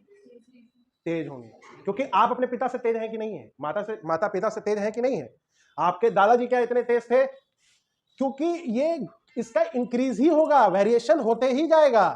तो आप अपने बच्चों को बेवकूफ समझोगे तो ये आपकी गलती होगी। एक्चुअली बेवकूफ आप, जैसे अभी आप पापा मम्मी को बेवकूफ बना लेते हो ना, ये वो फलाना ढमकाना कुछ टेक्नोलॉजी में करके स्क्रीन लॉक लगा दिया, पापा मम्मी मेरा स्क्रीन उड़ गया पैसा दो, ये वो कुछ भी झूठ बोल के आजकल का बच्चा लोग कर लेता है ना, तो बस तेज होता ही है वो लोग। क्लियर है? कुछ टेक्नोलॉजी का दोष होता है और कुछ ये वेरिएशन का दोष होता है। क्लियर है? चलिए, तो आपको अगर पूछा जाए व्हाट इज द बेसिस, अब ऐसी भी एमसीक्यू बन जाएगा सिर्फ ये क्वेश्चन उठा के, और इट के जगह हटा के लिख देगा what is the basis of evolution, क्या होगा आंसर? बात समझ में आया? तो एग्जामिनर के पॉइंट ऑफ व्यू से खेलोगे तो खुद क्वेश्चन बनाने लगोगे, और जब खुद क्वेश्चन बनाना सीख गए ना तो क्या पूछ लेगा ज्यादा से ज्यादा? हाँ, कान को ज्यादा से ज्यादा कैसे, एक बार ऐसे पकड़ेगा, एक बार ऐसे पकड़ेगा, एक बार ऐसे पकड़ेगा, एक बार ऐसे पकड़ेगा, 4 रास्ता से पकड़ेगा, वैसे सॉल्व करके दे दोगे। क्लियर है? बात समझ में आई? चलिए, ये हो गया। अब दूसरा, कैरेक्टर्स और जो ट्रेट्स के बारे में उस दिन बताना था। उस दिन तो हम सारा हार्ड वाला आप लोगों को समझाए थे। डीएनए में किसी को डाउट है? क्रोमोसोम्स में, हाँ क्रोमाटिन में, अभी सवाल करेंगे। वेरिएशन देखने को नहीं मिलता है, देखो हम बता रहे हैं। ट्रेट्स या वेरिएशन, बेसिकली इसका नाम दिया गया है, ट्रेट्स का मतलब होता है कैरेक्टर्स, गुण। क्या? गुण या कैरेक्टर, किसी इंसान का कैरेक्टर कैसा है, ठीक है, जैसे कि वो वाला कैरेक्टर नहीं, ठीक है, मतलब कि वो क्या कर सकता है और क्या नहीं कर सकता है, वो गुण ही हुआ ना जी। हाँ, और कुछ खराब काम करता है तो अवगुण कहते हैं उसे। क्लियर है? तो कुछ ऐसा गुण जो वो बर्थ से सीख के नहीं आता है, उसके माता पिता से उसको नहीं आता, उसके बाद उसे सीखना रहता है। जैसे कि पिताजी को अगर ड्राइविंग आता है और बच्चा सीखा ही नहीं बचपन से, तो बच्चा गाड़ी चलाने लग जाएगा? नहीं। माँ बाप को स्विमिंग नहीं आता था, बच्चा अगर नहीं सीखा तो उसको भी नहीं आएगा, और अगर सीखा तो उसको आने लगेगा। तो ये चीज डिटरमाइन नहीं करेगा कि आपके फैमिली का जो जीन चल रहा है ये नहीं कर पाया तो वो भी नहीं कर पाएगा। बात समझ में आई? तो इस तरह के कैरेक्टर्स को बोलते हैं एक्वायर्ड ट्रेट, जो जन्म के बाद बच्चों को, उनके इंसानों के यंग वंस को खुद से बनाना पड़ता है, वो कैरेक्टर खुद से डेवलप करना पड़ता है, सीखना पड़ता है। नॉलेज डॉक्टर का बेटा नहीं पढ़ा, उसको नहीं भेजा है स्कूल या उसको पढ़ने में मन नहीं लगा, तो वो अनपढ़ रह जाएगा, वो नहीं पढ़ेगा, लेकिन उसके पापा के पास तो नॉलेज था ना। राइट? बात समझ आया? तो इस तरह के ट्रेट्स जो बच्चों को खुद एक्वायर करना होता है, खुद जुगाड़ करना होता है, खुद सीखना होता है, खुद उसमें मास्टर हासिल करना होता है, उस तरह के ट्रेट्स को बोलते हैं एक्वायर्ड ट्रेट्स या सोमैटिक वेरिएशन। यानी कि अगर एक का पापा जो है चेस खेलता था और उसका बेटा को चेस नहीं आता है, तो ये कैसा वेरिएशन कहलाएगा? सोमैटिक। ठीक है? हाँ। नॉलेज का, स्विमिंग सीखने का किसी का एज लिमिट थोड़ी होता है, वो तुम पे है यार, तुम जब जागो तब सवेरा। ठीक है? वही चीज है, इसका कोई एज नहीं है। ठीक है? अब ये हुआ इनहेरिटेड ट्रेट्स। ठीक है? ये ट्रेट्स जो है आपका ट्रांसमिट होगा नेक्स्ट जनरेशन। क्लियर है? ये आप अपने से एक्वायर्ड नहीं कर सकते, ये आपको गिफ्ट ही मिलेगा। सीधा सीधी बात है, अपने माता पिता से। ये आप खुद से नहीं चाह सकते हो। क्या क्या वो कैरेक्टर है? स्किन का कलर, नोज का शेप, आप चाहोगे कि नोज का शेप मेरा ब्रैड पिट जैसा हो जाए और आंख जो है ऐश्वर्या राय जैसा ब्लू हो जाए, ये नहीं होगा। आपके माता पिता का जो कलर था वही आने वाला है। क्लियर है? तो ये आप चाह के भी कुछ नहीं कर सकते हो। तो इस तरह के कैरेक्टर्स को बोलते हैं इनहेरिटेड। हेरिटेंस हुआ है, हेरिडिटी के थ्रू ट्रांसफर हुआ है। क्लियर है बात? और ये आप कर सकते हो। ठीक है? आप कर सकते हो कुछ भी, ये आप पा सकते हो अपने मेहनत से, और वो नहीं, वो गिफ्ट है, गॉड गिफ्ट नहीं है, पापा मम्मी गिफ्ट है। क्रोमोसोम्स बन गया ना जी? कितना क्रोमोसोम्स बना होगा? 23 पेयर। और आपको बताया थे ना कि 22 तो अलग ही चलता है और एक पेयर अलग चलता है। ये एक पेयर कब बनता है? जब क्या फॉर्मेशन होगा, और ये कहां बनता है? रिप्रोडक्टिव पार्ट में, यानी कि सेक्स ऑर्गन के पास, यानी कि during gamete formation. Gamete formation. तो ये एक पार्ट, और जहां पे गैमेट फॉर्मेशन होता है वहां पे किस तरह का सेल पाया जाता है? Haploid cell. तो यहां पे, और हैप्लॉइड सेल यानी कि अच्छा, ये जब डिवीजन होता है तो ये आधा आधा लेके जाता है ना। पापा का 15, सॉरी कितना, 23 23 46 ना। हाँ, पापा का 23 और मम्मी का 23 लेगा, यानी कि हाफ हाफ लेके जा रहा है। क्लियर है? तो जब सेल घट जाए तो उस तरह के सेल डिवीजन को क्या बोला जाता था? मिटोसिस की मियोसिस। रिडक्शन सेल डिवीजन किसको बोलते थे? मियोसिस। यानी कि ये जब होगा तो क्या होगा, और ये क्या कब होगा? मिटोसिस। और यहीं बनता है डिप्लॉयड, और यहां बनता है हैप्लॉयड। क्लियर है बात? ये लिख लीजिएगा, डायरेक्ट आपको ऐसे ही घुमा के देगा और ऐसे ही आपको पकड़ना होगा लाइन बाय लाइन जाके वहां से। ठीक है? आपने देखा है, अच्छा, जब हमको चोट लग जाता है और मेरा हाथ पैर रिपेयर होता है, मतलब घाव भर जाता है, तो वो किस डिवीजन की वजह से होता है? या हमारा बॉडी ग्रोथ कर रहा है साल ब साल, मेरा हाइट बढ़ रहा है, मेरा वेट बढ़ रहा है, वो किस डिवीजन की वजह से हो रहा है? भाई हम भी जान रहे हैं सेल डिवीजन है। किस टाइप का सेल डिवीजन है? मिटोसिस। क्योंकि मिटोसिस में आप देख रहे हैं ना, पूरा 22 पेयर बन रहा है, ज्यादा नंबर ऑफ सेल्स। यानी कि बॉडी के जिस पार्ट में भी आपको ज्यादा नंबर ऑफ सेल्स की जरूरत हो, ग्रोथ की जरूरत हो, वहां पे मिटोसिस यानी कि रिपेयर प्रोसेस में लगेगा। आपका ये पार्ट कट गया तो ये पार्ट पूरा भरना है ना भाई, तो मिटोसिस होगा। आपका पूरे शरीर को ग्रोथ करना है, एक तो हाइट वाइज भी और एक लैटरली भी, ये भी इंक्रीज होगा ना, सब कुछ ब्रॉड होगा, चेस्ट इंक्रीज होगा मेरा, तो यहां पे क्या होगा? मिटोसिस होगा। और अगर ये देखिए, ये क्लास 9 का सब्जेक्ट है, हम इसीलिए पढ़ा रहे हैं क्योंकि ये सब लिंक्ड है, उधर गड़बड़ है तो इधर भी गड़बड़ है। ठीक है? अब अगर मेरा अनकंट्रोल्ड मिटोसिस हो जाता है, मान लो मिटोसिस तो हो रहा था बहुत सही है, लेकिन कुछ दिक्कत हो गया, ढंग से नहीं हो पाया सेल डिवीजन, तो मिटोसिस सेल डिवीजन से क्या बन जाता है? कॉमन सेंस लगा, बढ़ जाता है। और जब बॉडी पार्ट कुछ बड़ा हुआ दिखता है ऐसा, तो उसको क्या बोलते हैं? सिस्ट। और उसी का सबसे dangerous form tumour, cancer. Clear? Clarity मिल रहा है? इसका क्या काम था भाई? भर भर के ग्रोथ करना सेल का। कंट्रोल हुआ तो जितना जगह भरना था उतना जगह भर दिया, कुछ भी गड़बड़ी हुआ, अनकंट्रोल्ड हुआ तो उसको समझ ही में नहीं आया कितना भरना था, वो एक्स्ट्रा भरता जा रहा है। और वही जो एक्स्ट्रा मास ग्रोथ होते जाएगा उसको तुम क्या बोलोगे? ट्यूमर। सिस्ट, सिस्ट एक ट्यूमर का पार्ट होता है, लेकिन सिस्ट जो होता है वो जैसे गिल्टी बोलते हैं ना, जो 10-10 साल तक बस छोटा सा ही रह जाता है, वो सिस्ट है, उसमें बस पानी भर जाता है, वो आपको दिक्कत नहीं करेगा। हाँ, अंटिल अनलेस आपके सुंदरता पे कुछ इफेक्ट हो गया, यहाँ गिल्टी हो गया, यहाँ गिल्टी हो गया, तो आपको देखने में भले खराब लगेगा, लेकिन ना वो दर्द देगा, ना वो रैपिड ग्रोथ करता, इवन ग्रोथ भी नहीं करता, वो बस है, वो आपको कोई इफेक्ट नहीं करने जा रहा। इसलिए देखो कि घर में किसी बड़े बुजुर्ग का गिल्टी हो भी गया है तो नहीं भी करा रहा है तो काम चल जा रहा है, क्योंकि सिस्ट तक नहीं करेगा। सिस्ट थोड़ा सा स्टार्ट हुआ था अनकंट्रोल, फिर कंट्रोल हो गया, लेकिन जो रैपिड ग्रोथ होता है, जैसे जो कैंसर का टिश्यू होता है, वो आपको 6 महीना भी सांस लेने नहीं देगा, वो 6 महीना में इतना ग्रोथ कर जाएगा।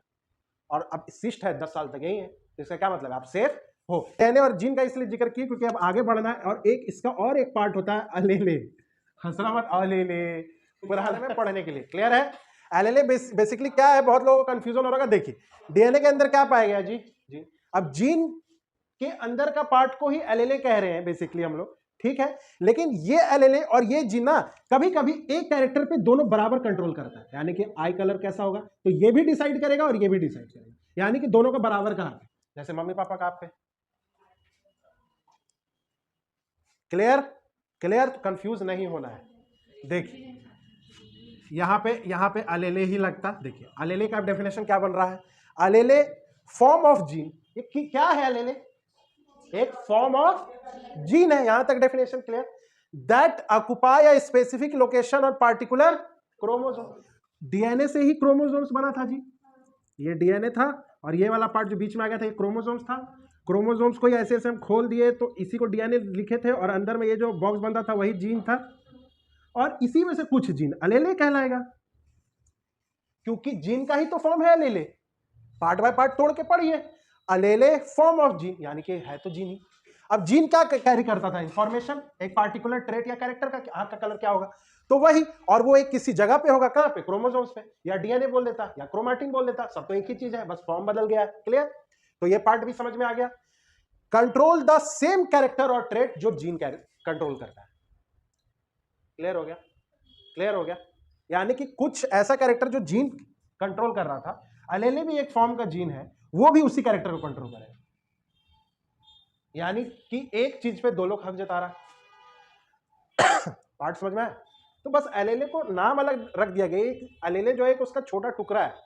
क्लियर है? अब देखो जीन क्या है ना, जीन, अब हम मेन फर्क समझा रहे हैं, डेफिनेशन से उतना आपको क्लैरिटी नहीं मिला होगा, लेकिन यहां पे अब मेरा काम है, यहां तक तो बुकिश लैंग्वेज हम लिखा दिए, आपको समझा दिए, अब मेरा काम आता है। ऐसा समझो कि आई कलर के बारे में इतना सारा इंफॉर्मेशन है भर के पूरे तालाब में। क्लियर है? इतना इंफॉर्मेशन है आई कलर के बारे में। अब इसमें क्या क्या इंफॉर्मेशन है? आई के बारे में सिर्फ आई कलर थोड़ी है, प्यूपिल कैसा होगा, उसका डायमीटर क्या होगा, साइड के जो मतलब कि जो सरफेस होते हैं वो कैसे होंगे, ये सारा इंफॉर्मेशन कैरी होगा ना, तब जाके एक आई डिसाइड होगा, राइट। और उसके अलावा फर्दर जो मम्मी पापा का वो वाला जो डिजाइन रहता है, समझ रहे हो ना, मतलब वो ये सारा जीन कैरी रखेगा, ठीक है। लेकिन इतने बड़े इंफॉर्मेशन में से अलेले इंपॉर्टेंट वाला कैरी करेगा, कलर क्या होगा पीपल का। जीन के पास भी है ये डाटा, लेकिन जीन ये काम एक स्पेशल टास्क फोर्स को दे दिया, तू संभाल ले कलर, बाद बाकी हम इधर उधर देखते हैं, अपना एक असिस्टेंट रखा है। क्लियर? अब क्लियर हुआ? नॉर्मल में पुलिस फोर्स तो पूरा है, क्राइम हुआ तो पुलिस फोर्स को आना चाहिए था, लेकिन बोला कि अभी मेरे पास समय नहीं है, अभी हम इलेक्शन ड्यूटी में बिजी है, सीआईडी को लगा दीजिए। समझ में आया? काम तो दोनों का ही है, मुजरिम ढूंढना। अब समझ में आया? यानी कि जीन के पास ज्यादा डाटा रहता है और अलेले के पास एक फिक्स टाइप ऑफ डाटा होता है, और वो उसका काम सिर्फ उसी पे है, क्योंकि अगर जीन को तुरंत चाहिए होगा तो फास्ट काम करने के लिए वो जो है फटाक से अपना एलएलए से बात करके वो कंट्रोल करे। क्लियर है बात? यहां पे कोई कंफ्यूजन? जी, जहां डीएनए वहां जीन, वहां एलएलए, ठीक है।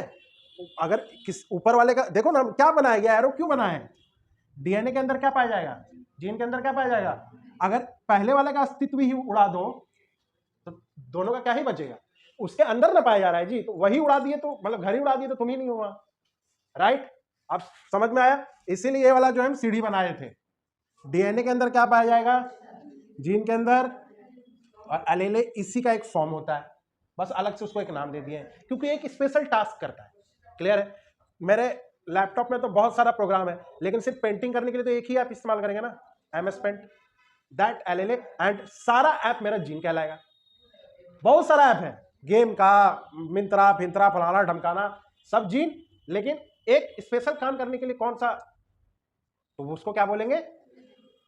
अब देखो इतना सारा एग्जांपल दे दिए।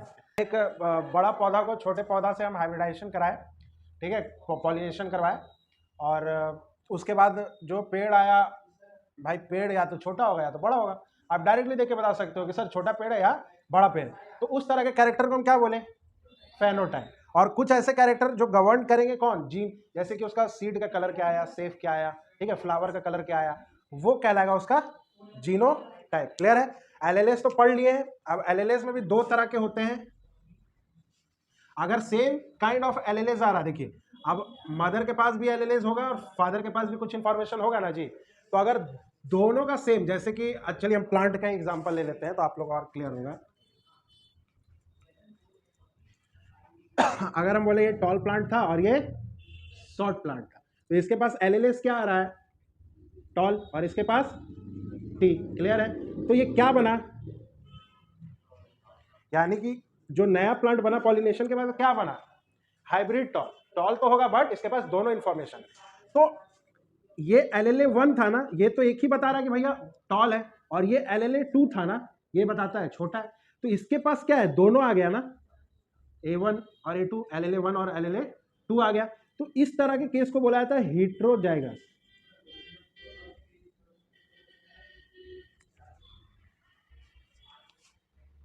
ओह सॉरी, मैंने फिर गलती लिख दी।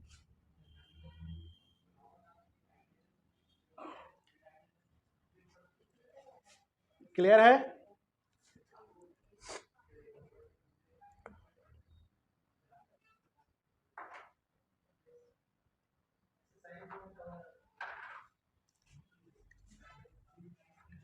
अब ये वाला एलएलए, ये तो मदर के पास था या फादर के पास था, ऐसा समझ लो आप। प्लांट 1 प्लांट 2 था, तो ये एक तरह का एलएलए है ना, तो ये तो होमोजाइगस कहलाएगा, और ये भी होमोजाइगस कहलाएगा। क्लियर है? क्लियर है? होमोजाइगस का मतलब क्या होता है? एक जैसा होना चाहिए सब कुछ, यानी कि इसके पास जो भी जीन है वो सारा एक जैसा है, तो होमोजाइगस कहलाया, और इसके पास भी होमोजाइगस। तो बोलोगे सर फिर ये दोनों सेम क्यों नहीं? क्योंकि ये होमोजाइगस डोमिनेंट कहलाएगा और ये क्या कहलाएगा? क्लियर है? और जिसके पास ये दोनों डाटा रहेगा तो ये तो मिक्स हो गया ना, हेटेरो हो गया ना। होमो तो होमोजीनियस सॉल्यूशन किसको बोलते हैं? केमिस्ट्री में पढ़े होगे। हाँ, कौन? ये हार्ट शो तो करेगा, लेकिन क्या इसके पास वो भूल जाएगा कि एक टी भी है छोटा सा, उसके जीन में ये इंफॉर्मेशन नहीं रहेगा? रहेगा ना। शो क्या कर रहा है उससे कोई मतलब नहीं है। समझ में आया? क्योंकि वो डोमिनेंट था, इसीलिए तो उसका नाम है डोमिनेंट, यही जीतेगा। ये होमोजाइगस डोमिनेंट एलएलए है, ये हेटेरोजाइगस रिसेसिव एलएलए है। डोमिनेंट अपने आप को शो करेगा तो जीतेगा तो भाई टॉल ही, लेकिन इसके अंदर जो एलएलए या जीन आ जाएगा वो होमोजाइगस रहेगा या हेटेरोजाइगस रहेगा, क्योंकि दोनों का मिक्स आ गया है। इसका भी जीन का इंफॉर्मेशन है और इसका भी, और दोनों अलग अलग जीन है। एक टॉल के बारे में टॉल कैरेक्टर बता रहा है और एक शॉर्ट कैरेक्टर बता रहा है। क्लियर है? अगर इसी जगह हम बदल दें, इधर दो प्लांट था, दोनों टॉल था, इसके पास क्या आया? तो ये क्या, ये इसके पास तो सिर्फ एक ही है, यानी कि होमोजाइगस हुआ या हेटेरोजाइगस हुआ। और इधर इसके पास क्या प्रेजेंट है? होमो ही बनेगा ना, छोटा टी थोड़ी आया। अब एक और एग्जांपल, टी टी टी छोटा वाला है तो होमोजाइगस और रिसेसिव बोल लेंगे, और इसको होमोजाइगस रहा तो इसके पास सिर्फ एक ही इंफॉर्मेशन, छोटा के बारे में तो जिक्र ही नहीं हुआ है। और सेम इसके पास रहा सिर्फ छोटा वाला, बड़ा के बारे में तो जिक्र ही नहीं हुआ है। लेकिन जब इस तरह का मिलेगा अलग अलग, तो ये तो होमोजाइगस डोमिनेंट, ये एक तरह का इसको पता है, और इसको एक तरह का अपनी तरह का पता है, तो ये भी तो होमोजाइगस। इसमें मिलावट है क्या? होमोजाइगस का मतलब होता है कोई दिखे ही नहीं कि कुछ मिलाया गया है। जैसे हम बोलते हैं ना साल्ट और वाटर का सॉल्यूशन को होमोजीनियस सॉल्यूशन बोलते हैं। क्यों? क्योंकि जब पानी में घोल देते हो तो दिखता भी नहीं है कि वो घुला हुआ है, तो उसको होमोजीनियस बोलते हैं। करेक्ट। तो इसी तरीके से होमोजाइगस वो हो जाएगा जो सिर्फ एक तरह का हो, प्योर हो, प्योर हो, किसी तरह का मिश्रण और दूसरे तरह का ना हो, तो ये भी होमोजाइगस कहलाएगा और ये भी होमोजाइगस कहलाएगा। सारा शॉर्ट है, सारा टॉल है, तो दोनों होमोजाइगस कहलाएगा। बस ये अपने आप को जल्दी एक्सप्रेस करेगा, ज्यादा एक्सप्रेस करेगा तो डोमिनेंट, होमोजाइगस डोमिनेंट और होमोजाइगस रिसेसिव। और जिसके पास दो रहेगा, दोनों अलग अलग तरीके का, तो उसको क्या बोल देंगे? हेटेरोजाइगस। ठीक है। हाँ,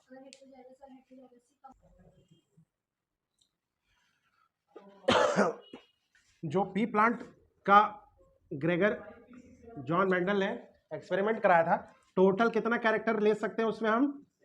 7 कैरेक्टर्स। क्लियर है? उसी के बारे में हम लिखाए हैं। और ये रट्टा मार लेना, क्योंकि इतना कंफ्यूज रहोगे, कहीं येलो जीत रहा है, ग्रीन हार रहा है, कहीं पे ग्रीन जीतता है, येलो हार रहा है, तो कंफ्यूज होगी। तो ग्रीन कहाँ जीत रहा है? जब पॉट का कलर हो। सीड कलर में कौन जीतता है? येलो कलर जीतता है। एक तो सबसे तुम लोग बेसिक फ्लावर, तुम लोग को फ्लावर का कलर सबसे ज्यादा क्या दिखता है? वायलेट या व्हाइट? बोलोगे व्हाइट, हार रहा है, क्या होगा? डोमिनेंट।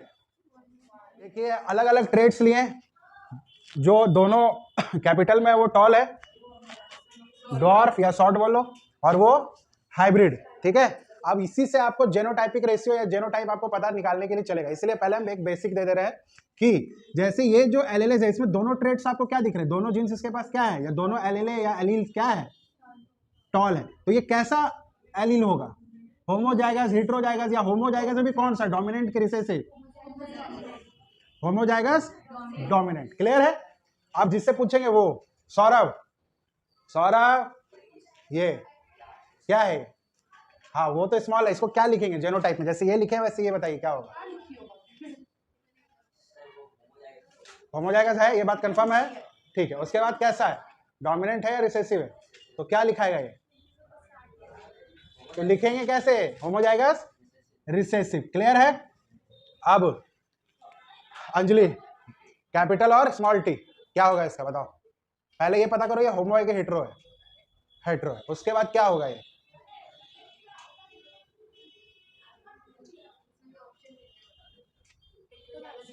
डोमिनेंट। बेसिकली इसमें डोमिनेंट तो करके दिखा दिया है कि डोमिनेंट है, तो जब भी हेटेरोजाइगस आ जाता है तो उसमें मेंशन ही नहीं करना पड़ता है। या तो आप सीधा एक बात ऐसे लिख सकते हो कि या तो ये हाइब्रिड कंडीशन है, या इसी को आप क्या बोल दोगे?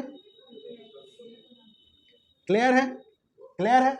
इस तरीके से आपको फर्क, इसी से आपको पता चलेगा कि जीनोटाइप क्या। ये जो हम लिखते हैं ये क्या है? जीनोटाइप। और आपको बताए थे फिनोटाइप क्या होता है? बताइए फिनोटाइप क्या होता है?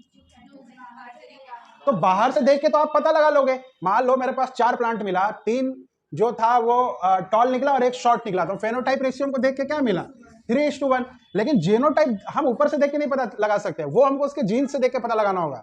ठीक है, कि ये अंदर किससे बना है, इसका जीन्स किससे बना है, डिप्लॉयड सेल का। समझ में आ रहा है? उससे जो पता करेंगे ना उसको बोलेंगे इसका जीनोटाइप क्या है, कि भाई ये इसमें होमोजाइगस डोमिनेंट है कि हेटेरोजाइगस आपका कंडीशन लग रहा है, या फिर होमोजाइगस रिसेसिव है। ये तो आपको अंदर देखना होगा, ये माइक्रोस्कोप का चीज है। क्लियर है?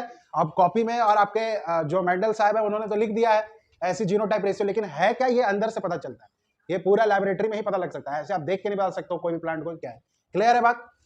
चलिए अब हम लोग शुरू करते हैं मेंडल से, जो उन्होंने एक्सपेरिमेंट किया था। अब उन्होंने जो है टोटल कैरेक्टर्स कितने एक्सपेरिमेंट किए थे वो मैंने जो वो लिखा है, याद है? वो याद रखिए, कभी कभी एमसीक्यू में वो पूछ देगा टोटल नंबर ऑफ कैरेक्टर्स उन्होंने कितनों के साथ खेला था, तो कितना था? 7। उसके अलावा उन्होंने कौन से प्लांट पे ये सारे एक्सपेरिमेंट किए थे? P plant. पी ना पूछ के वहां पे आ जाएगा साइंटिफिक नेम, तो कैसे लिखोगे बोलो? पी का साइंटिफिक नेम किताबों में होगा, ढूंढो, देखो बुक खुला हुआ है, देखो क्या है? Pisum sativum. क्लियर है? क्लियर है? अब याद रखिएगा, लिख के आ गए, नंबर मिल गया। क्लियर है? कि पूछ देगा कि मेंडल साहब ने किस प्लांट पे अपना ये एक्सपेरिमेंट किया, तो आप लिख के आ गए पीसम सटाइवम। और कोई भाई साहब बहुत जल्दी में रहा तो ऐसे भी लिख सकता है, पाइसम या पीसम, ऐसे भी लिख दिया। रॉन्ग, रॉन्ग लिखने के बाद भी आधा नंबर मिलेगा, मेहनत भी किए सब गलत। तो कैसे होगा, इसको लिखना कैसे हमेशा ध्यान रखिएगा। पाइसम ये स्मॉल ये वाला जो पार्ट है स्मॉल, ये हमेशा कैपिटल, और इस तरीके से लिखिएगा, ठीक है। और उसके बाद आपको अंडरलाइन करना और ऐसे एक बार कर दीजिएगा तो भी गलत है, नंबर काट देगा जी, क्योंकि ये साइंटिफिक टर्म दो नाम से बनता है मिलके हमेशा। होमोसेपियंस, ह्यूमन का क्या है? होमोसेपियंस, ठीक है। फ्रॉग का क्या होता है? राणा टिगी राणा, क्लियर है? साहिल राणा। हाँ नहीं नहीं भाई, वो मेरा लिखने का तरीका है। तुमको ऐसा हम क्या लिखें, कैसा लिखना है? स्मॉल में, उसको ऐसा ना लगे कि तुम कैपिटल में लिख दियो तो रॉन्ग होगा। क्लियर है? क्लियर है? इस सीधा एक नंबर का क्वेश्चन, और ये आया हुआ है, ये 100% रिपीट करेगा। क्लियर है बात?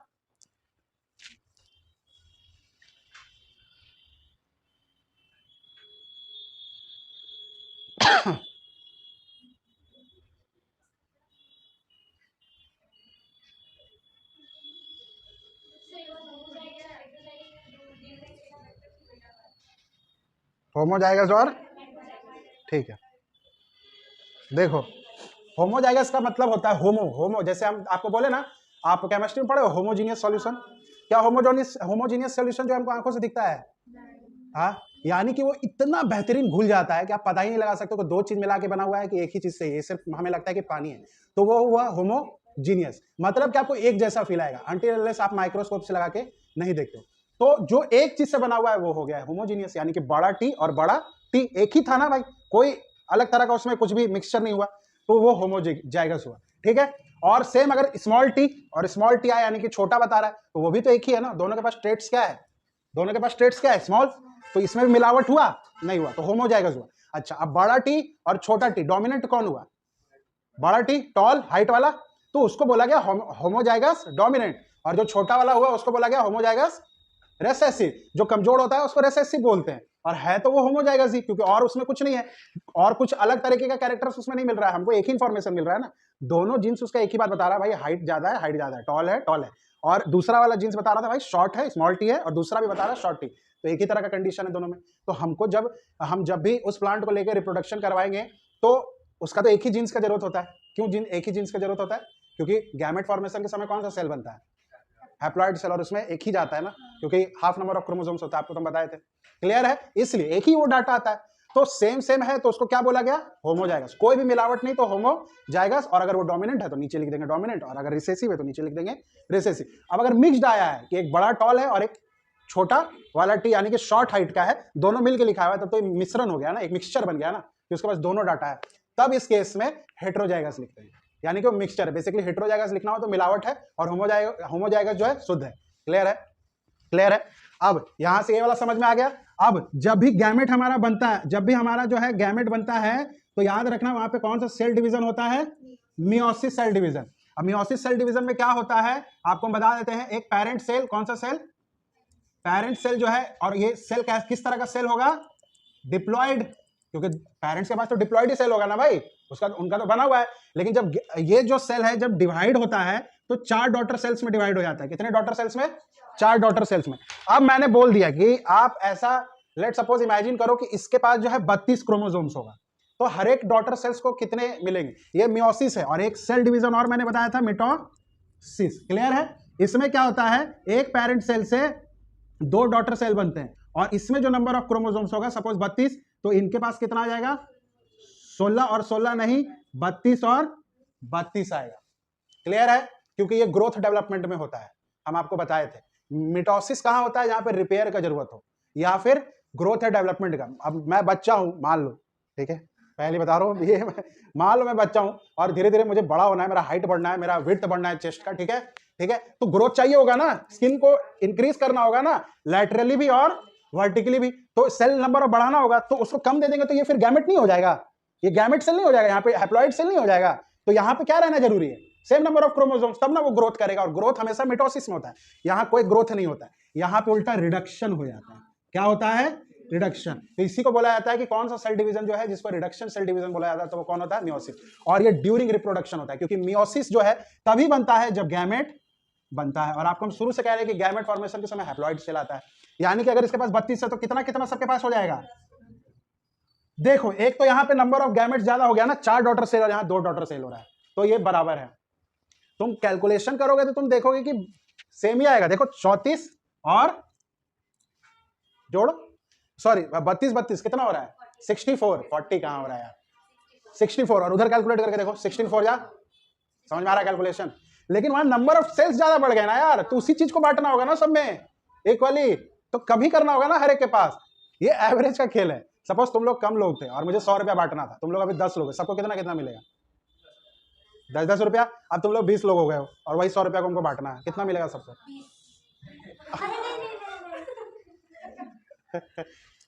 भाई 100/20 कर दे, कितना 5 रुपीज मिला ना। मैंने इंसान दुगने कर दिए तो पैसे आधे हो गए, पहले 10 मिल रहे थे अब 5 मिल रहे हैं। मैंने इंसान पहले 10 इंसान लिया था, अब 20 कर दिया, तो पैसे भी क्या हो गए आधे। डाटा समझ रहे हो कैसे होता है, ये मैथ के तरीके से समझने का ही है। अब ये गैमेट फॉर्मेशन के समय यानी कि उसके जो हैप्लॉइड सेल है उसके पास यही इंफॉर्मेशन होगा। ऐसा क्यों हो रहा है, क्योंकि आपको पता है डिप्लॉइड सेल के पास एक ही जीन का कॉपी होता है और इसके पास नहीं होता है, इसके पास नहीं होता है, एक ही लेके वो जाता है, कॉपी का क्या करेगा ये। क्लियर है बात, मियोसिस समझ में आया।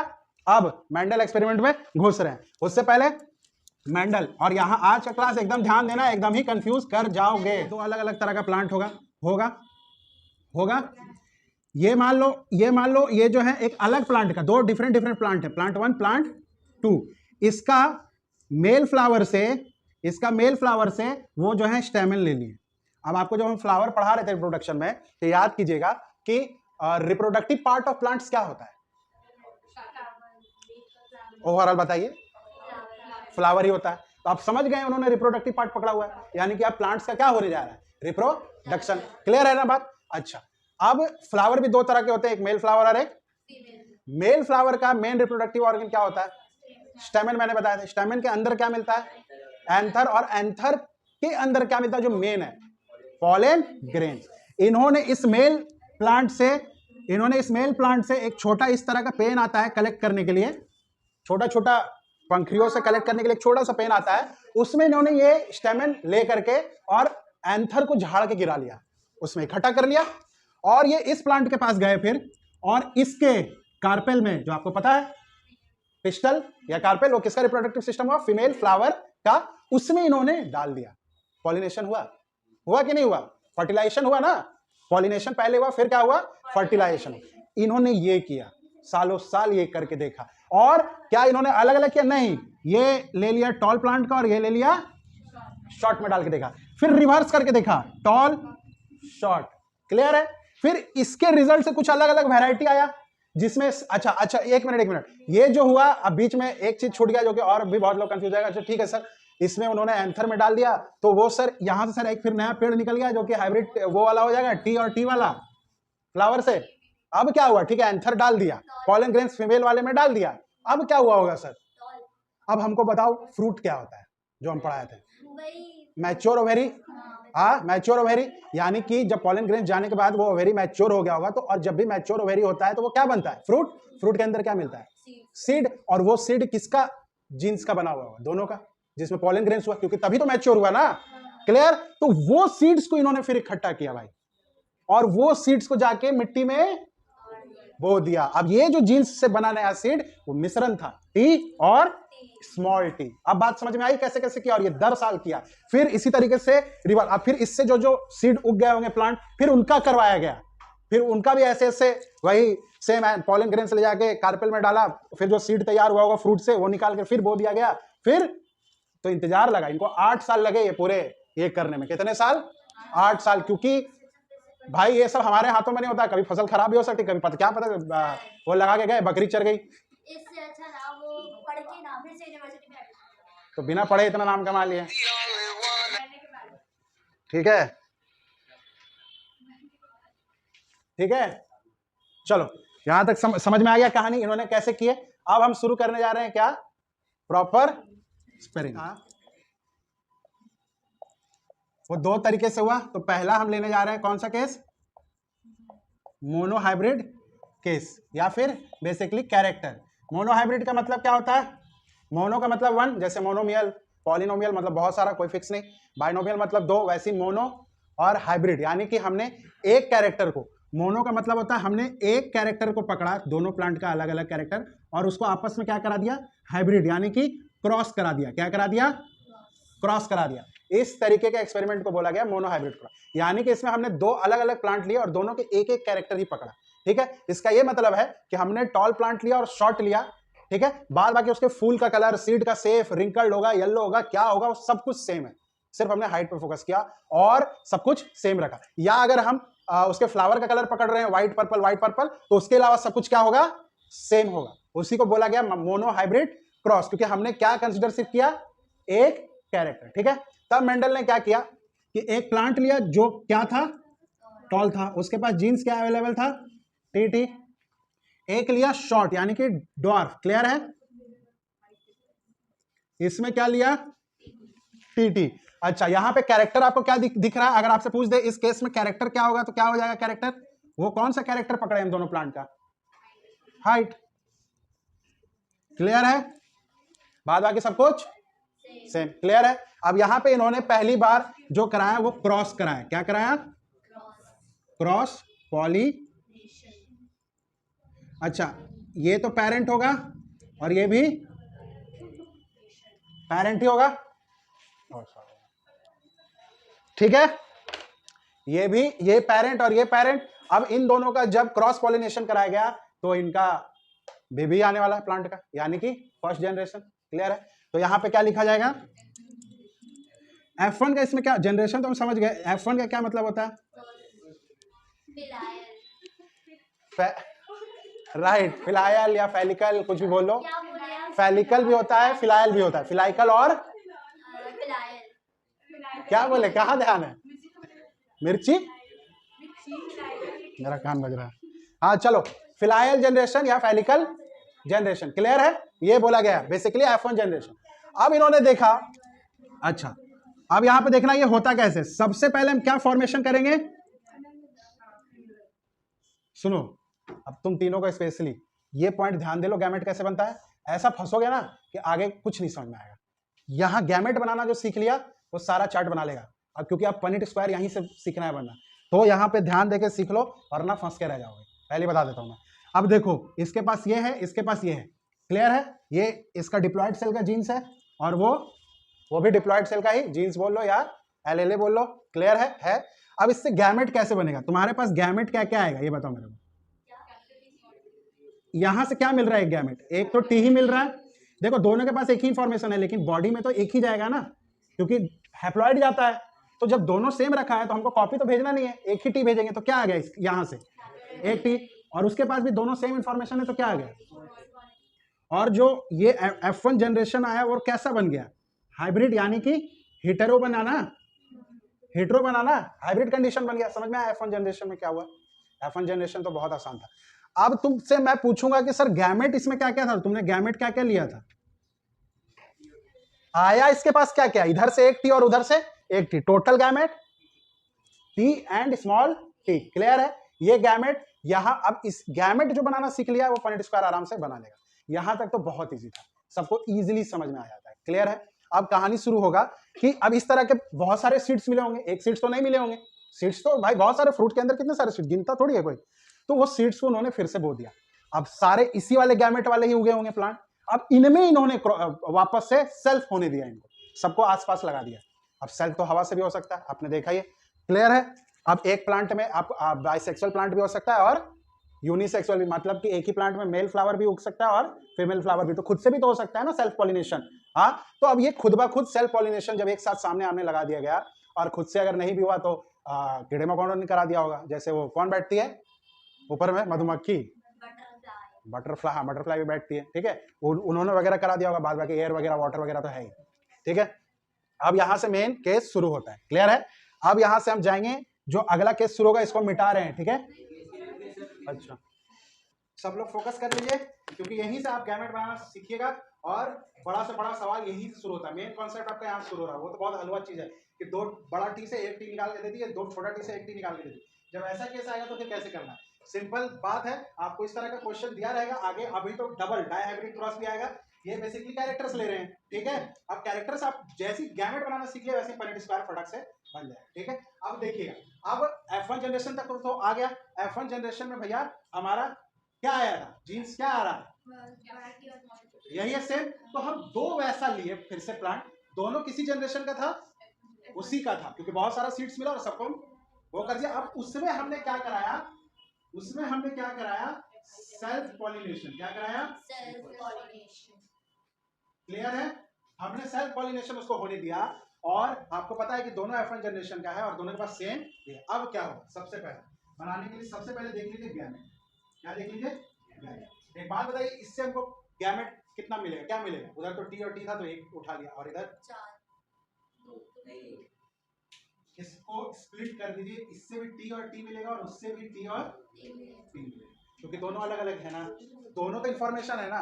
भले जीते कोई भी, हमको उससे कोई मतलब नहीं है, लेकिन अगर दो पेरेंट्स मिलकर बन रहा है तो इन्फॉर्मेशन सारा होना चाहिए। इसके पास ये भी जीन्स है, ठीक है, मतलब कि ये भी है, ये भी जीत दिख भले रहा है, टॉल है, लेकिन उसको ये भी दिखेगा। क्लियर है बात, क्लियर है बात, डन, ठीक है। तो आपको गैमेट्स कैसे बनाना है, इसको स्प्लिट करके। टोटल गैमेट्स कितने हो गए, 4 हो गए, क्लियर हो गए, यानी कि अब 4 हो गए हैं तो डब्बा भी कितना बनेगा, 4 बनेगा। अब आपको पुनेट स्क्वायर कैसे बनाना है देख लीजिएगा ध्यान से, अब यहीं पे ध्यान देना है। सबसे इंपॉर्टेंट ये है, जो गैमेट बनाना सीख लिया उसको कोई दिक्कत नहीं होगा पुनेट स्क्वायर बनाने में, यूं क्वेश्चन उड़ा देगा ये न्यूमेरिकल वाला।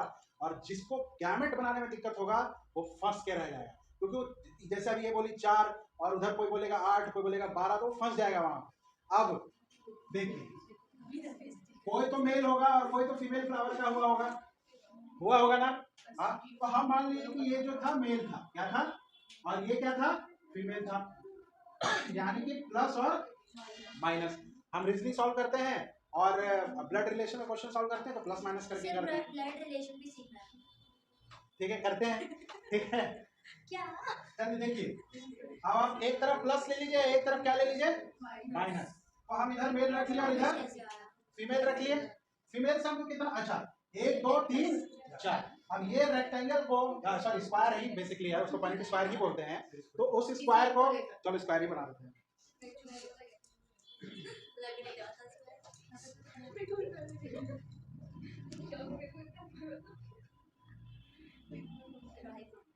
ठीक है, ठीक है। इस पुनेट स्क्वायर को आपको क्या करना है, कितने गैमेट्स बने उतना ही डब्बा बनाना है। तो उतना डब्बा कैसे बनेगा, एक खींच दिए तो 2 डब्बा तो दिख रहा है, और एक अगर ऐसे खींचने से 4 डब्बा आ गया, क्लियर है। तो खिड़की बनाना है भाई, इसी को क्या बोलते हैं, पुनेट स्क्वायर। अब इधर जो फीमेल का जो गैमेट था वो लिख लो, क्या क्या मिला है फीमेल से हमको गैमेट, एक टी और एक छोटा टी, मेल से क्या क्या मिला है, बड़ा टी, छोटा टी। बैठा लिए। अब देखो गैमेट समझ में आया क्यों बनाना इंपॉर्टेंट था, क्योंकि अगर गैमेट नहीं बनता तो बैठाओगे कैसे, और अगर गैमेट बना लिए तो ये बहुत आसान है, एक तरफ फीमेल एक तरफ मेल बैठा दो और खुद ब खुद हो जाएगा। अब देखो टी और टी से क्रॉस कराओ, क्या मिलेगा, ये टी से ये टी मल्टीप्लाई हुआ, क्या मिलेगा, अच्छा ये टी से ये टी मल्टीप्लाई हुआ। अब बोलोगे सर इस टी को बड़ा क्यों रख दिया, क्योंकि डोमिनेंट वाला को भाई वो मजबूत है, इज्जत देना पड़ता है, पहले उसको रखना पड़ता है, क्योंकि वही दिखेगा। क्लियर है बात, क्लियर है बात, जहां भी डोमिनेंट आएगा वही पहले लिखना है, भले वो मल्टीप्लाई करने पे बाद में ही क्यों ना हो। और वैसे भी मल्टीप्लाई करने भाई 3 4 लिखे या 4 3 लिखे, रिजल्ट बदल गया क्या मेरा, दैट्स इट, समझ में आया बस।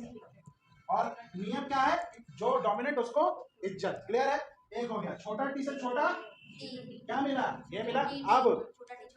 अब तुम खुद बताना, अब यहाँ पे हम जिससे पूछेंगे वो बताएगा, और होमो जाएगा हेटेरो जाएगा पूछेंगे। तुमको डाउट था, देखे तुम समझ पाए कि नहीं, मेरे को बताओ ये क्या है, ध्यान से देखो टाइम, हाँ हेटेरो जाएगा। सौरभ ये होमो जाएगा, इसमें कैसा, पार्थो सुमन होमो जाएगा क्या, डोमिनेंट, समझ में आया। तो हम शॉर्ट फॉर्म लिख देते हैं, होमो और डोमिनेंट है। क्लियर है, ये क्या है, हाइब्रिड कंडीशन है तो हेटेरो लिख देते हैं, और ये भी क्या है, हेटेरो, और ये क्या है, होमो रिसेसिव। क्लियर है, समझ में आ रहा है बात, बन गया। अब यहीं से हमको देखना है भाई कि फेनोटाइप रेशियो क्या है, जीनोटाइप रेशियो क्या है। अब हम पहले यहां से लिखेंगे फेनोटाइपिक रेशियो, ठीक है। ये आप हमको बताओ, अब फेनोटाइपिक रेशियो में क्या लिखता है, जैसा दिख रहा है। अब हमको यहाँ पे मेरे पास फेनोटाइपिक कंडीशन कितना है, 2 ही है भाई, या तो बड़ा दिखेगा या तो छोटा दिखेगा, एक ही कैरेक्टर पकड़े थे, तो मेरे रेशियो कितना का निकालना है, दो का, या तो लंबा प्लांट बना है या तो नाटा प्लांट बना है, सिंपल। तो फेनोटाइपिक रेशियो दो ही रहेगा, दो ही रहेगा ना, समझ में आया? और तो कुछ नहीं दिखेगा कि सर पर्पल एक निकल गया, वो कैरेक्टर ही नहीं पकड़े थे हम, वो कैरेक्टर ही नहीं पकड़े थे, मोनो हाइब्रिड था। तो हमको एक टॉल दिख रहा है, दो टॉल दिख रहा है, तीन टॉल दिख रहा है और एक, तो अगर हम ले टॉल का और स्मॉल का रेशियो तो कितना आया? क्लियर? अब एक बात बताइए, पूरा प्लांट इतना ही बना है, टोटल कितना बना? 4। ये 4 ही तो 100% होगा, कोई नंबर खुद का कितना परसेंट होगा? 100%। तो 4 अगर 100% के बराबर है तो एक का वैल्यू कितना आ रहा है? 100/4 25 कॉमन सेंस है, इसको इससे डिवाइड करेंगे तो पता चल जाएगा ना एक का कितना। तो अगर एक का 25% है तो ये एक है, ये कितना परसेंटेज होगा और कितना में होगा? समझ में आया? ये मैथ्स था, यहाँ समझाने का जरूरत नहीं, ये बेसिकली मैथ्स था, इसमें तो कॉमन सेंस लगना चाहिए परसेंटेज वाले में। उसमें क्या सोचना है? हाँ, पूछ देगा क्या करोगे परसेंटेज में, तुम तो 3:1 रेट के जाओगे, वहाँ परसेंटेज में दिमाग खराब हो जाएगा। क्लियर है? क्लियर है? जैसे मैंने बोला कि पृथ्वी पे लैंड जो है 5 है और वाटर जो है वो 2 है, ठीक है? सॉरी, ऐसे पकड़ लो, ये क्या लिखती है सर? बता, वाटर जो है, वाटर ज्यादा होता है ना जी, 15 इस रेशियो में है। पृथ्वी पे लैंड कितना है? 5 है और वाटर कितना है? 15 है। तो एक बार दोनों मिलके क्या बनाएगा? लैंड और वाटर मिलके क्या बनाएगा? पृथ्वी। और पृथ्वी खुद कितना होगा? 100%, 10%, 9%, कितना परसेंट? 100%। यानी कि ये 20 कितना परसेंट के बराबर होता है? तो एक कितने के बराबर होगा? 5%। अब बताओ लैंड कितना हो जाएगा? 25। एक का वैल्यू जो आ गया तो 5 का वैल्यू कितना? 25 और 15 का वैल्यू कितना? 55 का 75% और इधर 25%। देखो तो 100% हो रहा है क्या? समझ में आया? ये मैथ्स है, ये क्या है? मैथ्स है। वैसे वो रेशियो में वो दिया है, पिछले हम कई सारे सैंपल पेपर में देखे हैं, परसेंटेज में दे दिया है। तो आप उससे डरो मत, वो मैथ्स है। हाँ, अगर मैथ्स में डर है तो डरो, ये फिर रट लो, याद रखना कितना? 75 25। तो देखो ना, टोटल 4 हिस्सा है, तो तुमको हम एक हिस्सा दे दिए, तो नहीं फ्रैक्शन में लिखते हो 1/4, वो फ्रैक्शन का ही खेल है भाई। यहाँ 1/3 है। क्लियर है? ऐसे ऐसे करके करना है। तो फेनोटाइपिक रेशियो कितना दिखा? 3 टॉल दिखा, एक स्मॉल दिखा, और रेशियो और परसेंटेज में वही सेम चीज हो गया, 75 और 25। क्लियर है? अब यहाँ पे हम बात करेंगे जेनोटाइपिक रेशियो की। अब जेनोटाइपिक रेशियो जो है भाई, ये तो हमको ऐसे देख के तो नहीं, मतलब कि सिर्फ प्लांट्स को देख के तो नहीं पहचान सकते हैं। फेनोटाइपिक रेशियो ये नहीं भी रहता ना मेरे पास डाटा, तो हम गिन लेते, इतना इतना इतना प्लांट जो है लंबा हुआ है और इतना प्लांट छोटा हुआ, वो हम गिन लेते। लेकिन जेनोटाइपिक रेशियो ऐसे देख के नहीं गिन पाते, क्योंकि अंदर में किस तरह के जीन से मिलके बना है आपको पता चलता नहीं, पता चलता। तो इसके लिए चार्ट बना और ग्रेगर साहब ने ये दिमाग लगाया था, और उन्होंने जेनोटाइप, मेन ये चार्ट किसके लिए बनाया जाता है? जेनोटाइपिक के लिए। अब इससे दोनों पता चल जाता है, बहुत बढ़िया बात है, क्या दिक्कत है? कोई खराबी है क्या? नहीं ना, ऐसे फेनोटाइपिक तो हम देख के भी बता देते हैं, लेकिन ये निकाला जाता है मेनली किसके लिए? समझ में आया? अब वो बोलेंगे जेनोटाइपिक रेशियो में, तो हमको बताओ कितना कंडीशन मिल रहा है? एक तो होमो और डोमिनेंट मिल रहा है, एक होमो रिसेसिव मिल रहा है 2, और एक हेट्रो मिल रहा है, यानी कि 3 तरह का अलग अलग तरह का यार। और ये हेट्रो और ये हेट्रो तो सेम ही हुआ ना बेसिकली। तो हमको इसमें कितना डिफरेंस मिल रहा है? 3। तो रेशियो कितना आएगा? 1:1 वो अलग है, हाँ ठीक है, लेकिन कितना पार्ट में रेशियो बटा हुआ है? 3, क्योंकि यहाँ पे 3 अलग अलग वो मिल रहे हैं, और फेनोटाइप में तो 2 ही मिल रहे थे, आइदर टॉल या आइदर शॉर्ट, तो उसका 2 रेशियो निकला। अब जेनोटाइपिक रेशियो में जब 3 मिला, तो यानी कि हमको 3 इस तरीके का रेशियो लिखना होगा।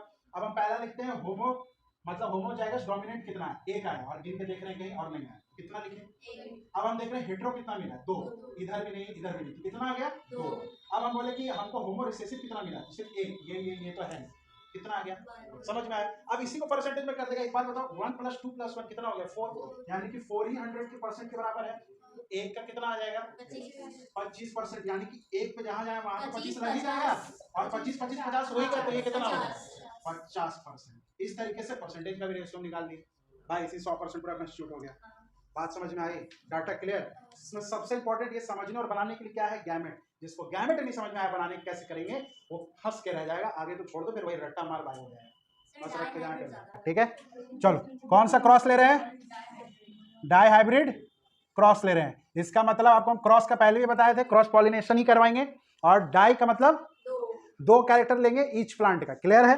तो अब इन्होंने मेंडल साहब ने पहली बार क्या क्या कैरेक्टर में पकड़ा था? एक तो राउंड सीड पकड़ा था, ठीक है, और येलो, और एक रिंकल्ड एंड येलो सीड। क्या पकड़ा था? ओ सॉरी, कलर है, हाँ देखो, हमने कैरेक्टर देखो क्या क्या पकड़ा है, राउंड पकड़ा तो उसका सीड क्या होगा, रिंकल्ड। इधर अगर मैंने जो है ग्रीन पकड़ा है तो इधर क्या हो जाएगा, येलो कलर का सीड होगा। क्लियर है? तो मैंने हर एक प्लांट से कितने कितने कैरेक्टर पकड़े, 2 से, तो इसी को क्या बोले, डायहाइब्रिड। अब यहां पे आएगा उसका नियम। अब ये बताइए कि राउंड जीतेगा कि रिंकल्ड, पहले पता लगाना होगा डोमिनेंट है राउंड, तो इस पर टिक लगा देते हैं। अब बताइए ग्रीन या येलो, डाटा देखिए, चार्ट देखिए,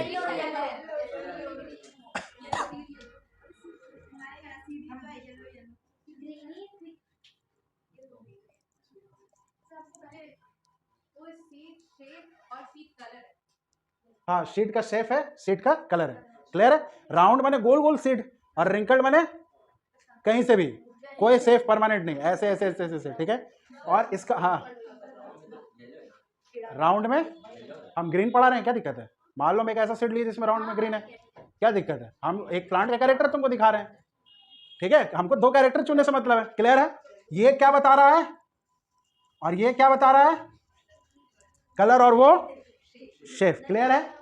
अब देख लीजिए, हमको ज्यादा कंफ्यूजन ना हो, तो मैंने क्या कहा कि राउंड जीत रहा था तो मैंने उसको कैपिटल आर माना, अब रिंकल्ड हार रहा था तो मैंने उसको स्मॉल आर मान लिया, ताकि मेरे को ज्यादा माने कि अलग अलग, फिर डब्ल्यू वो बहुत ही क्या हो जाएगा, कॉम्प्लेक्स हो जाएगा, मेरे को भी नहीं समझ में आएगा फिर क्या लिखे थे। क्लियर है? तो जो जीता उसको बड़ा आर मान लिया और जो एल हारा उसको छोटा। अब कलर में ये जीत रहा था तो येलो फॉर वाई, और जो हार रहा है वो स्मॉल वाई, यानी कि स्मॉल वाई का क्या मतलब होगा, ग्रीन। और क्लियर है?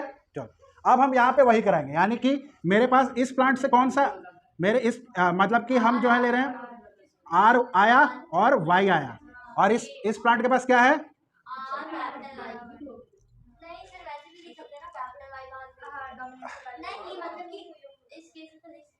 हाँ ठीक है, लिखना लिख दो, उसमें कोई दिक्कत नहीं, लेकिन ये तो चलो यहाँ को चेक नहीं करेगा, चेक करेगा पनिट स्क्वायर, वहां ध्यान रखना, ठीक है।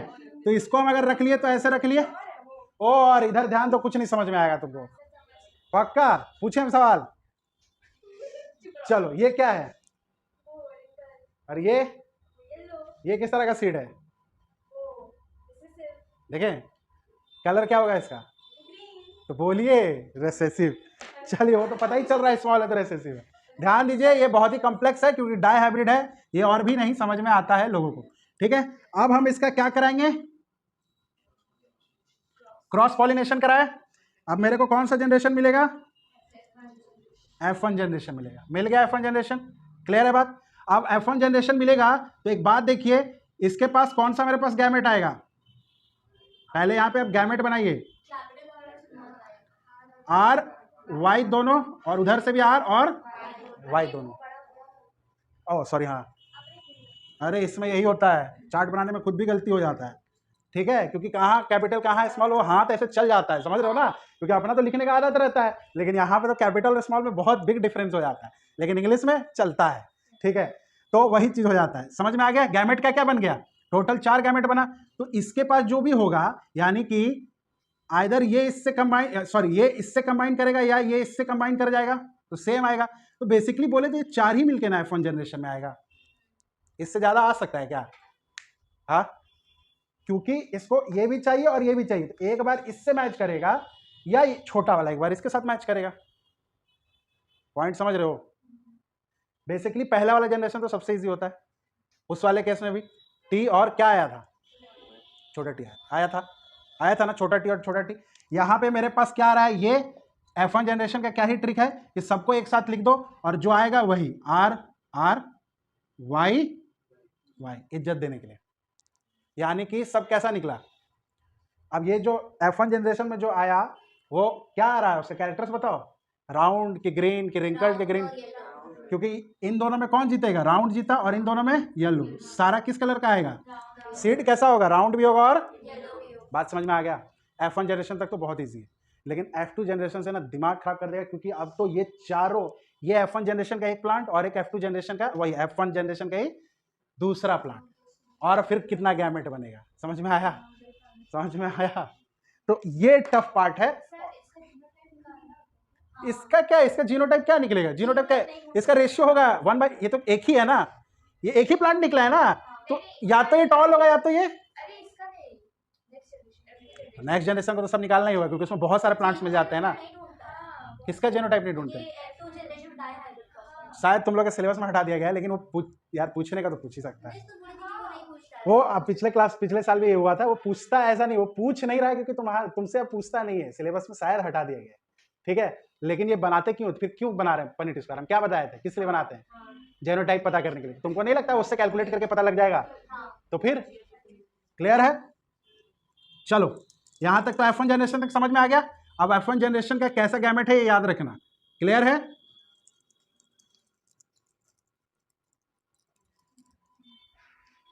अब देखो इधर से F1 जनरेशन में हम क्या लिए थे? आर आर वाई वाई, और इधर से एक और प्लांट लिए सेम ही जनरेशन का, इसका भी क्या हो जाएगा? और सॉरी बेटा कर दिए क्या? अरे लिखने वाला आदत जो है ना, यही होगा। क्लियर है? डन। चलो अब हमको पहले ये बता दो सौरभ कि इसमें जो है सेल्फ पॉलिनेशन होगा या क्रॉस पॉलिनेशन? जल्दी। दोनों में ही होता है, अकेले में क्या होता है? क्रॉस होगा। ठीक है सुमन सही बोल रहा है वो, सही बोल रहा है वो, बोलो। दृष्टि पार्थो पिछला वाला केस लिखे थे, पलटो देखो। F1 जनरेशन देखो किस पॉलिनेशन से हुआ है, क्या होगा? यहाँ फंस गए, मजा आया था? वहां लिख देते क्रॉस अगर, तो बोलने वाले थे और बोले नहीं में फर्क होता है। क्या होगा? हमेशा पहला जनरेशन में क्रॉस कराया गया है, उसके बाद खुद से उनको होने दिया गया है, यानी कि सेकंड जनरेशन हमेशा क्या होगा? सेल्फ। पहला क्रॉस, सेकंड सेल्फ, याद रखिएगा। टाइम क्या कीजिएगा जान के?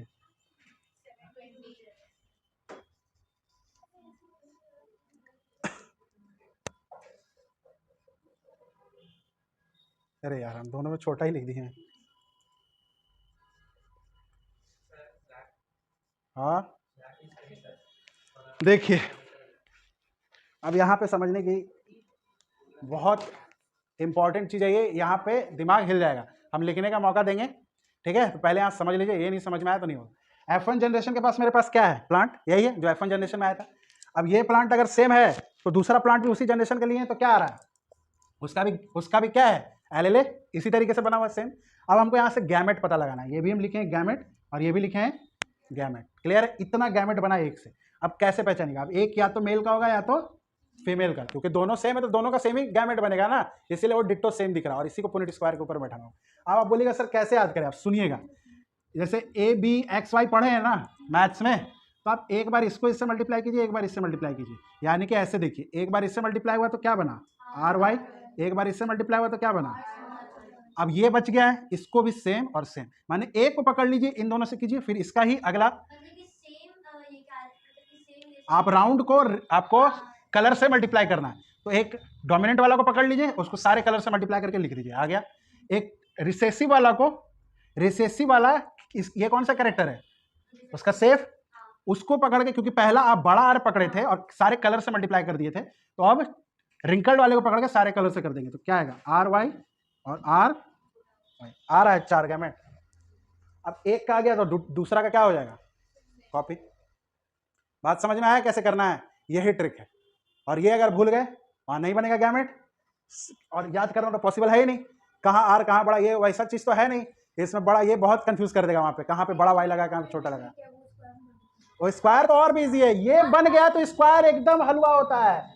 ये जो बना लिया ना वो पॉइंट स्क्वायर बना लिया, और ये जो बनाने के बाद पॉइंट स्क्वायर नहीं बना पा रहा ना, उसका मल्टीप्लीकेशन में गड़बड़ है। उसका किस में गड़बड़ है? मल्टीप्लीकेशन, क्योंकि वो आसान होता है, इसीलिए हम बार बार बोल रहे हैं जिसको गैमेट बनाना नहीं आएगा वो जो है पॉइंट स्क्वायर नहीं बना पाएगा। सारा की मतलब सारे ताले की चाबी यही है। समझ में आया ना कैसे करना है? अब मैं आपको दूसरा देता हूं, आप मेरे को गैमेट बना के दिखाना। जैसे मैंने अब एक मैं कलर पकड़ रहा हूं व्हाइट और पर्पल, और दूसरा क्या पकड़ू मैं? टॉल पकड़ लेता हूं और शॉर्ट पकड़ लेता हूं, ठीक है। अब मैंने पहले वैसी जनरेशन करवा दिया, तो ये क्या आएगा? व्हाइट, पर्पल, टॉल, शॉर्ट, ये आया, ये F1 जनरेशन का आएगा। अब इसका F2 जनरेशन में, अब इसी तरीके का F2 जनरेशन में 2 प्लांट लेके करेंगे। अब इसका मेरे को गैमेट बना के दिखाओ कोई जल्दी, क्या क्या आएगा? करो प्रैक्टिस, गैमेट बनाओ इसी तरीके से। दो कैरेक्टर लिए हैं, कलर और हाइट। तो कलर तो वो W क्या है? किसी एक को पकड़ो और दोनों से। W व्हाइट कलर है। व्हाइट तो कलर है। क्या बनाया? नहीं दिख रहा है। हम बनाएंगे तो मैच करना। जल्दी ट्राई करो सब। बन गया? ठीक है, रखो, मैच करना। सौरभ का कोई कॉपी नहीं होता। सौरभ का कोई कॉपी नहीं होता। सौरभ शेर है, उसका पिंजरा में नहीं बांध सकते हैं। हो गया? बन गया? नहीं। अब देखिएगा, मैंने इसको पहले पकड़ा, इन दोनों के साथ कर दूंगा WT। इसको पकड़ा, अब इन दोनों के साथ कर दूंगा PT। क्या सबका ही आ रहा है? आ रहा है? आप गैमेट बनाना सीख चुके हो। और जब मेल का हो गया तो फीमेल भी तो सेम ही है ना? सेम ही है ना? ये अलग बनेगा क्या कुछ? Gamma alpha beta theta? नहीं ना, सेम कॉपी मार दो। एक में मेहनत है, दूसरा में सेम कॉपी मार दो। गैमेट बनाना सीख लिए। अब कुछ भी अगला दे दे भाई, ब्लू कलर, डायमीटर छोटा बड़ा, ऐसी करना है। एक को पकड़ो और उसके साथ मल्टीप्लाई करके वो गैमेट बनाना सीख गए, सब हो गया। यहां तक आ गया आपको? कोई दिक्कत नहीं? अब कोई एक स्टूडेंट जो गैमेट लिखाए थे वो एकदम ध्यान से लिखवाना। इधर क्या प्लॉट कर देते हैं? मेल और फीमेल। चलो बताओ। हाँ हाँ, कहीं भी कर सकते हैं। बड़ा आर छोटा आर, बड़ा वाई छोटा वाई। बड़ा और छोटा आर भी आया था क्या? बड़ा आर बड़ा वाई। हाँ तो ये बोलो यार, क्या बोल रही हो तुम यार? ठीक से दृष्टि एकदम एक ही बोले, बोलो। बड़ा आर आगे, बड़ा आर छोटा वाई। हाँ, बड़ा वाई छोटा आर। बड़ा छोटा आर बड़ा वाई। अरे तो क्या उल्टा बोल। नहीं, आर पहले बोलना आगे, क्योंकि आर से मल्टीप्लाई कर रहे हो ना सबको। क्लियर है? चलो, एक तो लिख दिए, एक पूरा एक मेल वाला लिखा गया। सेम कॉपी मार लेना। इधर क्या था? इधर क्या था? इधर क्या था? छोटा आर बड़ा वाई। इधर क्या था? ऊपर लिखा गया पहले कुछ और लिखा गया। आपका पॉइंट स्क्वायर तैयार। अब कुछ दिमाग ही नहीं लगाना है। आप गैमेट में दिमाग लगा लिए ना, वो भी एक गैमेट, दूसरा फीमेल वाले में तो कॉपी मार देना, या फीमेल का पहले बना लेना, मेल वाले में कॉपी मार। अब कुछ नहीं भाई, इसका इंटू यहाँ, इसका और इसका इंटू यहाँ, इसका और इसका इंटू यहाँ, इसका और इसका इंटू यहाँ। सिंपल है, इसी लाइन में लिखना, यानी कि ये कांस्टेंट रहेगा और सबको बारी बारी मल्टीप्लाई करके लिखते जाना है। तो हम लिखेंगे RY और RY। क्या आ जाएगा? देखो, RR YY। अब यहाँ पे R को एक साथ, Y को एक साथ रख लेंगे। अच्छा, RR दोनों बड़ा RR है और बड़ा Y छोटा Y, तो इज्जत और क्लियर। अब सेम R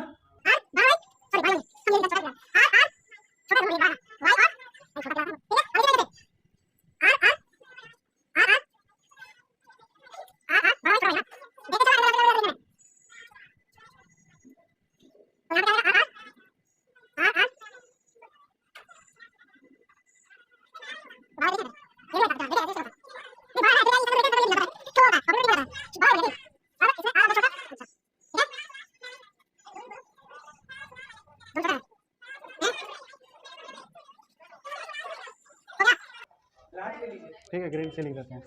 चलो, इसका कलर क्या आएगा? ग्रीन। इसका क्या आएगा? Round plus yellow. Round plus yellow. Round plus yellow. Plus नहीं करना है। इसका भी क्या आएगा?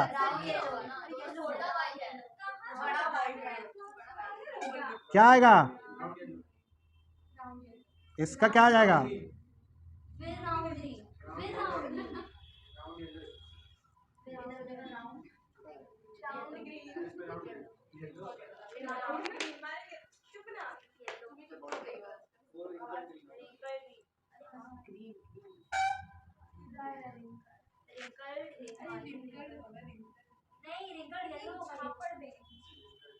हैं? ये क्या आएगा? राउंड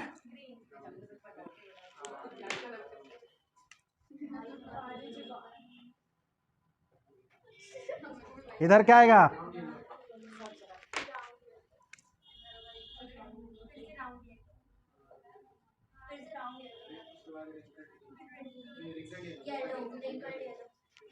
सर ब्लू दीजिए।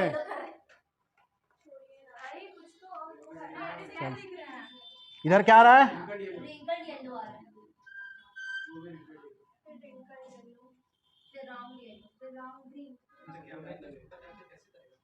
अब क्या कैसे बना पूरा? इधर क्या आ रहा है? राउंड, येलो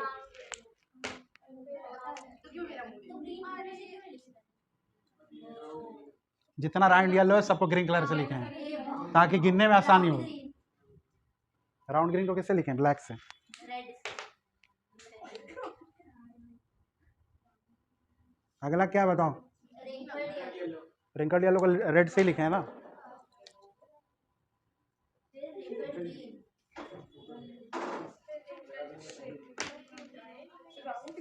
अब क्या आया है? Wrinkled green. ये अकेला आया है ना एक, तो स्टार मार्क मार देते हैं। Hero hero.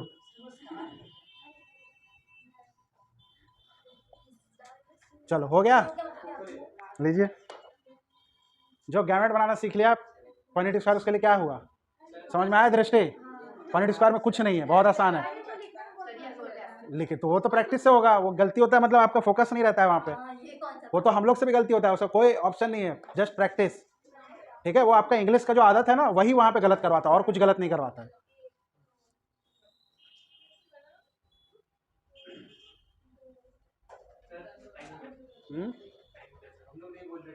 नहीं, ये टॉपिक अभी छोड़ के नहीं आ सकते। होगा इन लोगों का 10 मिनट ज़्यादा होगा, कोई दिक्कत नहीं, ये जा नहीं सकते हैं छोड़ के, क्योंकि अगला दिन से फिर से पूरा स्टार्ट करना पड़ेगा, समझ रहे हैं? तो लिखेंगे तब ना, समझ में भी आना चाहिए। अब सुनिए, पहले हम निकालने जा रहे हैं आपको फेनोटाइपिक। अब एक बात बताइए हमको, फेनोटाइपिक रेशियो में हमको कितने कितने तरह का कैरेक्टर्स देखने को मिला है?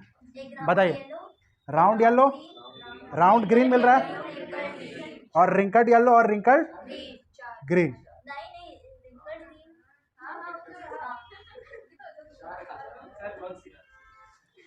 कहाँ? हाँ वही गिन रहे हैं। ठीक है, तो हमको एक क्या क्या मिला है बोलते जाइए। Round yellow, round green, wrinkled yellow, wrinkled green. तो देखिए हमको 4 अलग अलग तरह का कैरेक्टर मिला, यानी कि 4 रेशियो आना चाहिए फेनोटाइपिक रेशियो में। जो हमको अलग अलग तरह का सीट दिख रहा है तो वैसे ही बोलेंगे ना। जैसे मोनोहाइब्रिड वाले में हमको लंबा दिख रहा था और छोटा दिख रहा था, तो हम 2 ही रेशियो ले पाए थे, क्योंकि हमको यही 2 चीज दिखाई दे रहा है प्लांट्स में, या तो हाइट लंबा हुआ है या तो उसका हाइट कम हुआ। अब यहाँ पे तो हमको 4 तरह का सीट दिख रहा है, तो हमको रेशियो कितना लेना पड़ेगा? 4। अब हमको रिंकल्ड येलो गिन लो भाई कितना है, 1 2 3 4 5 6 7 8 9। राउंड ग्रीन कितना है भाई? 1 2 3 3। रिंकल्ड येलो कितना है भाई? 1 2 3। रिंकल्ड ग्रीन कितना है? क्या जो आपके बुक में फेनोटाइपिक रेशियो दिया हो सही है? बुक के हिसाब से सही है? इसका मतलब मैंने कुछ एक्स्ट्रा किया, मैंने यहीं से दिमाग लगा लिया। क्लियर है? लिखो जीनोटाइपिक रेशियो 1:2:1, 1:2:1, फिर 2:4:2, उसी के बाद ही चलते चलो। हाँ रेशियो लिख रहे हैं, 2:4:2, 1:1, 2:4:2, 1:1, 2:4:2, फिर 1:1। बस हो गया। हाँ ये है जेनोटाइपिक रेशियो। अब 1:1, 2:4:2, 1:1, 1:2 का 1, 4:2 का 1, मायने में लखन। ठीक है, हुआ। अब निकालना यहीं से देख के इसीलिए दे दिया मैच करने के लिए। अब एक बात बता, देखो अलग अलग तरह का आया है, होमोजेगस, हाइगोजेगस, ये आया है ना, तो उसी में अब देखो हमको कितना कितना मिल रहा है। पहले ये वाला पकड़ लो कितना है, दोनों डबल आर हो, मतलब कैपिटल आर और दोनों डबल वाई। एक मिला, यहाँ मिला, नहीं मिला, यहाँ मिल रहा है, नहीं, यहाँ मिल रहा है, नहीं, यहाँ नहीं, यहाँ नहीं, यहाँ भी नहीं, कहाँ?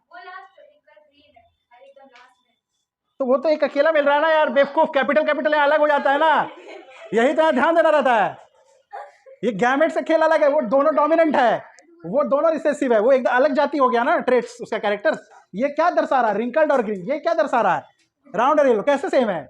ये अलग होगा। इस तरह का और कहीं प्रेजेंट है? दोनों आर और दोनों कैपिटल वाई लिखा हुआ, तो इसका रेशियो क्या है? कहाँ है बताओ? तो क्या आया? 1 आया, एक ही मिला ना, तो पहला आया 1। अब दूसरा ढूंढते हैं, दूसरा क्या ढूंढे? ये ढूंढो, आर आर और वाई वाई कितना है? 1 2 मिला, और कहीं है? कहीं है, एकदम ध्यान से ढूंढो, और तो कहीं हमको भी नहीं दिख रहा है। कितना मिला? अब समझ रहे हो रेशियो कैसे बनता जा रहा है? 1:2। अब अगला ढूंढो, आर आर वाई वाई, ये कितना आ रहा है? 1 2, ठीक है, और और कहीं नहीं है। तो इसमें जो रेशियो आया क्या आ रहा था, 1:2:1। तो अगला बार जो उसमें रेशियो पकड़ा हुआ है जरूर इसका पकड़ा हुआ होगा, क्योंकि वही एक है। क्लियर है भाई? जितने तरह के तुम्हारे पास गैमेट बने तुम गिन लो, एक ये तरह का, एक वो तरह का, टोटल 2 तरह का, एक इस तरह का, एक इस तरह का, यही 4 गैमेट ही बनेंगे ना। अच्छा, इसमें टोटल ये कितने हैं नंबर्स, यानी कि 9 तरह का वेरिएशन देखने को मिला है। अब गिन लो, उसमें 9 वेरिएशन है। ठीक है, अब वही 9 वेरिएशन में वो जितने जितने प्रेजेंट है अमाउंट में, उतना उतना उस पर डाटा बैठाना होगा। अब ये इसीलिए इतना कॉम्प्लेक्स हो जाता है और दिमाग खराब हो जाता है, इसलिए तुम लोग को पूछना बंद कर दिया, क्योंकि इसमें टाइम टेकन क्या हो जाता है, बहुत ज्यादा हो जाता है। ठीक है, अब हम दीप सर को कुछ फोटोज भेज देंगे। क्लियर है? वो होमवर्क रहेगा और तुम लोग बना के लाओगे। प्रीवियस ईयर के क्वेश्चन आए हुए हैं जो इस पे सवाल। क्लियर है? पॉइंट स्क्वायर समझ में आया? आपको पता है कि सेक्स डिटर्मिनेशन में हम लोग क्या डिटरमाइन करने जा रहे हैं, कि जो भी ह्यूमन बींग्स होगा उसका सेक्स क्या होगा। अब आपको पता है कि ड्यूरिंग रिप्रोडक्शन कौन सा गैमेट निकलता है, कौन सा क्रोमोसोम्स प्रोड्यूस होगा, एलोसोम्स प्रोड्यूस होगा कि ऑटोसोम्स, एलोसोम्स होगा। तो अब ये बताइए हमको कि मेल के पास कौन सा एलोसोम्स है, एक्स वाई, और फीमेल के पास कौन सा एलोसोम्स है, एक्स। अब अगर हम बोले, हाँ बोलिए, कोई डिफरेंस नहीं है, उसी को हैप्लॉइड बोलते हैं, उसी को हैप्लॉइड बोलते हैं। गुड ऑब्जर्वेशन, समझ में आया? हाँ, हैप्लॉइड क्या होता है, उसी को एलोसोम्स भी बोलते हैं। समझ में आया? तो कल को क्वेश्चन पूछ दे तो कंफ्यूज मत हो जाना। क्लियर है? अब एक तरह से समझो कि वही हम पी प्लांट लिए अलग अलग कैरेक्टर्स का, तो इसका सबसे पहले हम क्या बनाएंगे, गैमेट बनाएंगे। देखो, मेल के अंदर से 2 तरह के स्पर्म निकलेगा, या तो वो एक्स कैरी कर रहा होगा गैमेट या फिर वाई, और फीमेल के पास भी 2 है तो एक्स या एक्स ही होगा। क्लियर है? क्लियर है बात? अब सिंपल हिसाब है कि देखो इधर का तो सेम है, अब ये 2 गैमेट इसके साथ फ्यूज होके क्या बनाएगा, जायगोट बनाएगा। तो अब कंडीशन क्या रहा है, एक बार इसके साथ ये बना सकता है या एक बार इसके साथ मिल रहा है। तो क्या क्या कंडीशन आया, एक्स एक्स और फिर एक्स एक्स। अब इसकी बारी आई, एक बार इसके साथ बनाएगा या फिर उसके साथ, यानी कि X Y X Y. Clear है? क्लियर है? अब यही 4 चीज बन के आया, 4 ही चीज देखने को मिलेगा। फेनोटाइपिक रेशियो की अगर बात करें तो ये किसका होता है भाई, ये किसका होता है, ये। क्लियर है? क्लियर है? समझ में आ गया? यानी कि रेशियो क्या आ रहा है, फीमेल फीमेल मेल मेल। इसको और अगर हम शॉर्ट में करना चाहें तो बेसिकली फीमेल मेल, कितना का रेशियो है। क्लियर है? अब हम तुमसे पूछें कि कितना % चांस है कि बेबी जो पैदा लेगा वो लड़की होगी, तो प्रोबेबिलिटी क्या है, 2। टोटल चांसेस कितने हैं, इनटू, तो जब 2 का चांसेस बन रहा है 50%, तो इस 2 का भी चांसेस कितना होगा। क्लियर है? यानी कि बेबी जो है मेल पैदा लेगा या फीमेल पैदा लेगा, कोई भी बाबा सबको छोड़ दो, भारत का बाबा सब पता नहीं क्या है, ठीक है, ढोंग है क्या है, सच है झूठ है, वो सब कुछ छोड़ ही दो, साइंस पे रहते हैं हम लोग। वो अब कोई बता पाएगा कि लड़का पैदा लेने वाला है कि लड़की, नहीं ना बता पाएगा, क्योंकि चांसेस कितने बन रहे हैं, 50-50। तो तुमसे मेरा एक मुद्दों पे ये सवाल है जो कि जरूरी है, और तुमको उस विषय में एडुकेट करना चाहते हैं इंपॉर्टेंटली, क्योंकि तुम लोग मेरे स्टूडेंट हो। हम नहीं चाहते हो कि सिर्फ किताबों की दुनिया में पढ़ लिख लिए हो और एक ठप्पा लग गया कि लिटरेट है और असली में जाहिल बन के रह जाओ। ठीक है, तो बताएंगे। तो हमको ये बताओ कि जब बेबी प्रोड्यूस होने का 50-50% चांस है, तो महिलाओं को क्यों ये बोला जाता है कि वो होता है ना कि बेटा नहीं दे पाई तो उनके साथ दुर्व्यवहार किया जाता है, फलाना ढमकाना, जो हमारे रूरल इंडिया में हुआ करता था, अभी भी होता है बहुतों घर में। हाँ, क्यों? अब हमको यहां पे बताओ कि फीमेल में चेंज हो पाएगा गैमेट, वो तो फिक्स है। जिम्मेदार कौन है?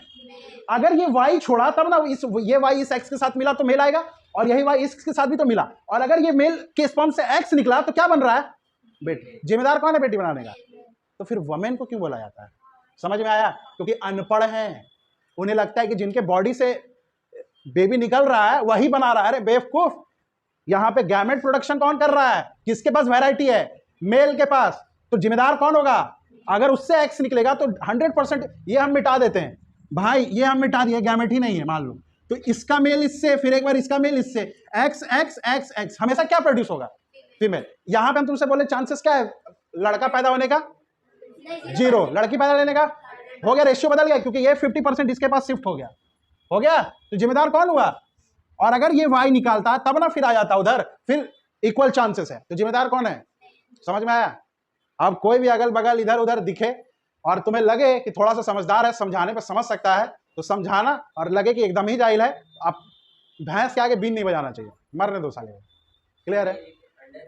क्या अंडर कंट्रोल? क्या अंडर कंट्रोल? हाँ मतलब ये कंट्रोल नहीं कर सकते हैं, कैसे कंट्रोल इसको हम कर लेंगे? ये हम कैसे कंट्रोल कर देंगे? कुछ कंट्रोल नहीं हो सकता। ये नेचुरल फेनोमेना है। ये कैसा रिप्रोडक्शन कैसा फेनोमेना है जी? वो कंट्रोल होके होता है कि अनकंट्रोल होके वो सब होता है? कैसे सवाल ये लोग पूछ रहा है? हाँ, एक स्टूडेंट पूछा जो पिछला बैच में हमसे पूछा था कि ट्रांसजेंडर का क्या होता है सर। अब हमको ये बताओ कि ट्रांसजेंडर क्या है, मेल है कि फीमेल है? कुछ नहीं, ठीक है। तो भैया मेल के पास कैसा क्रोमोसोम्स बोलो, फीमेल के पास, तो बीच का जो रह गया ट्रांसजेंडर, उसका क्या रहेगा? अब सुन लो, इसका कोई फिक्स नहीं है, उसके पास XY भी हो सकता है। अब XY हुआ तो उस ट्रांसजेंडर को क्या होना था? बट उसके पास फीमेल जेनिशियल्स होगा, मतलब जो रिप्रोडक्टिव सिस्टम होगा वो कैसा होगा? फीमेल का हो गया अलग। XX होगा तो कैसा होना चाहिए था? मेल। और बता रहे हैं उसके पास एक आध क्रोमोसोम्स ऐसा भी मिलेगा, एक एक्स्ट्रा क्रोमोसोम्स होगा, या फिर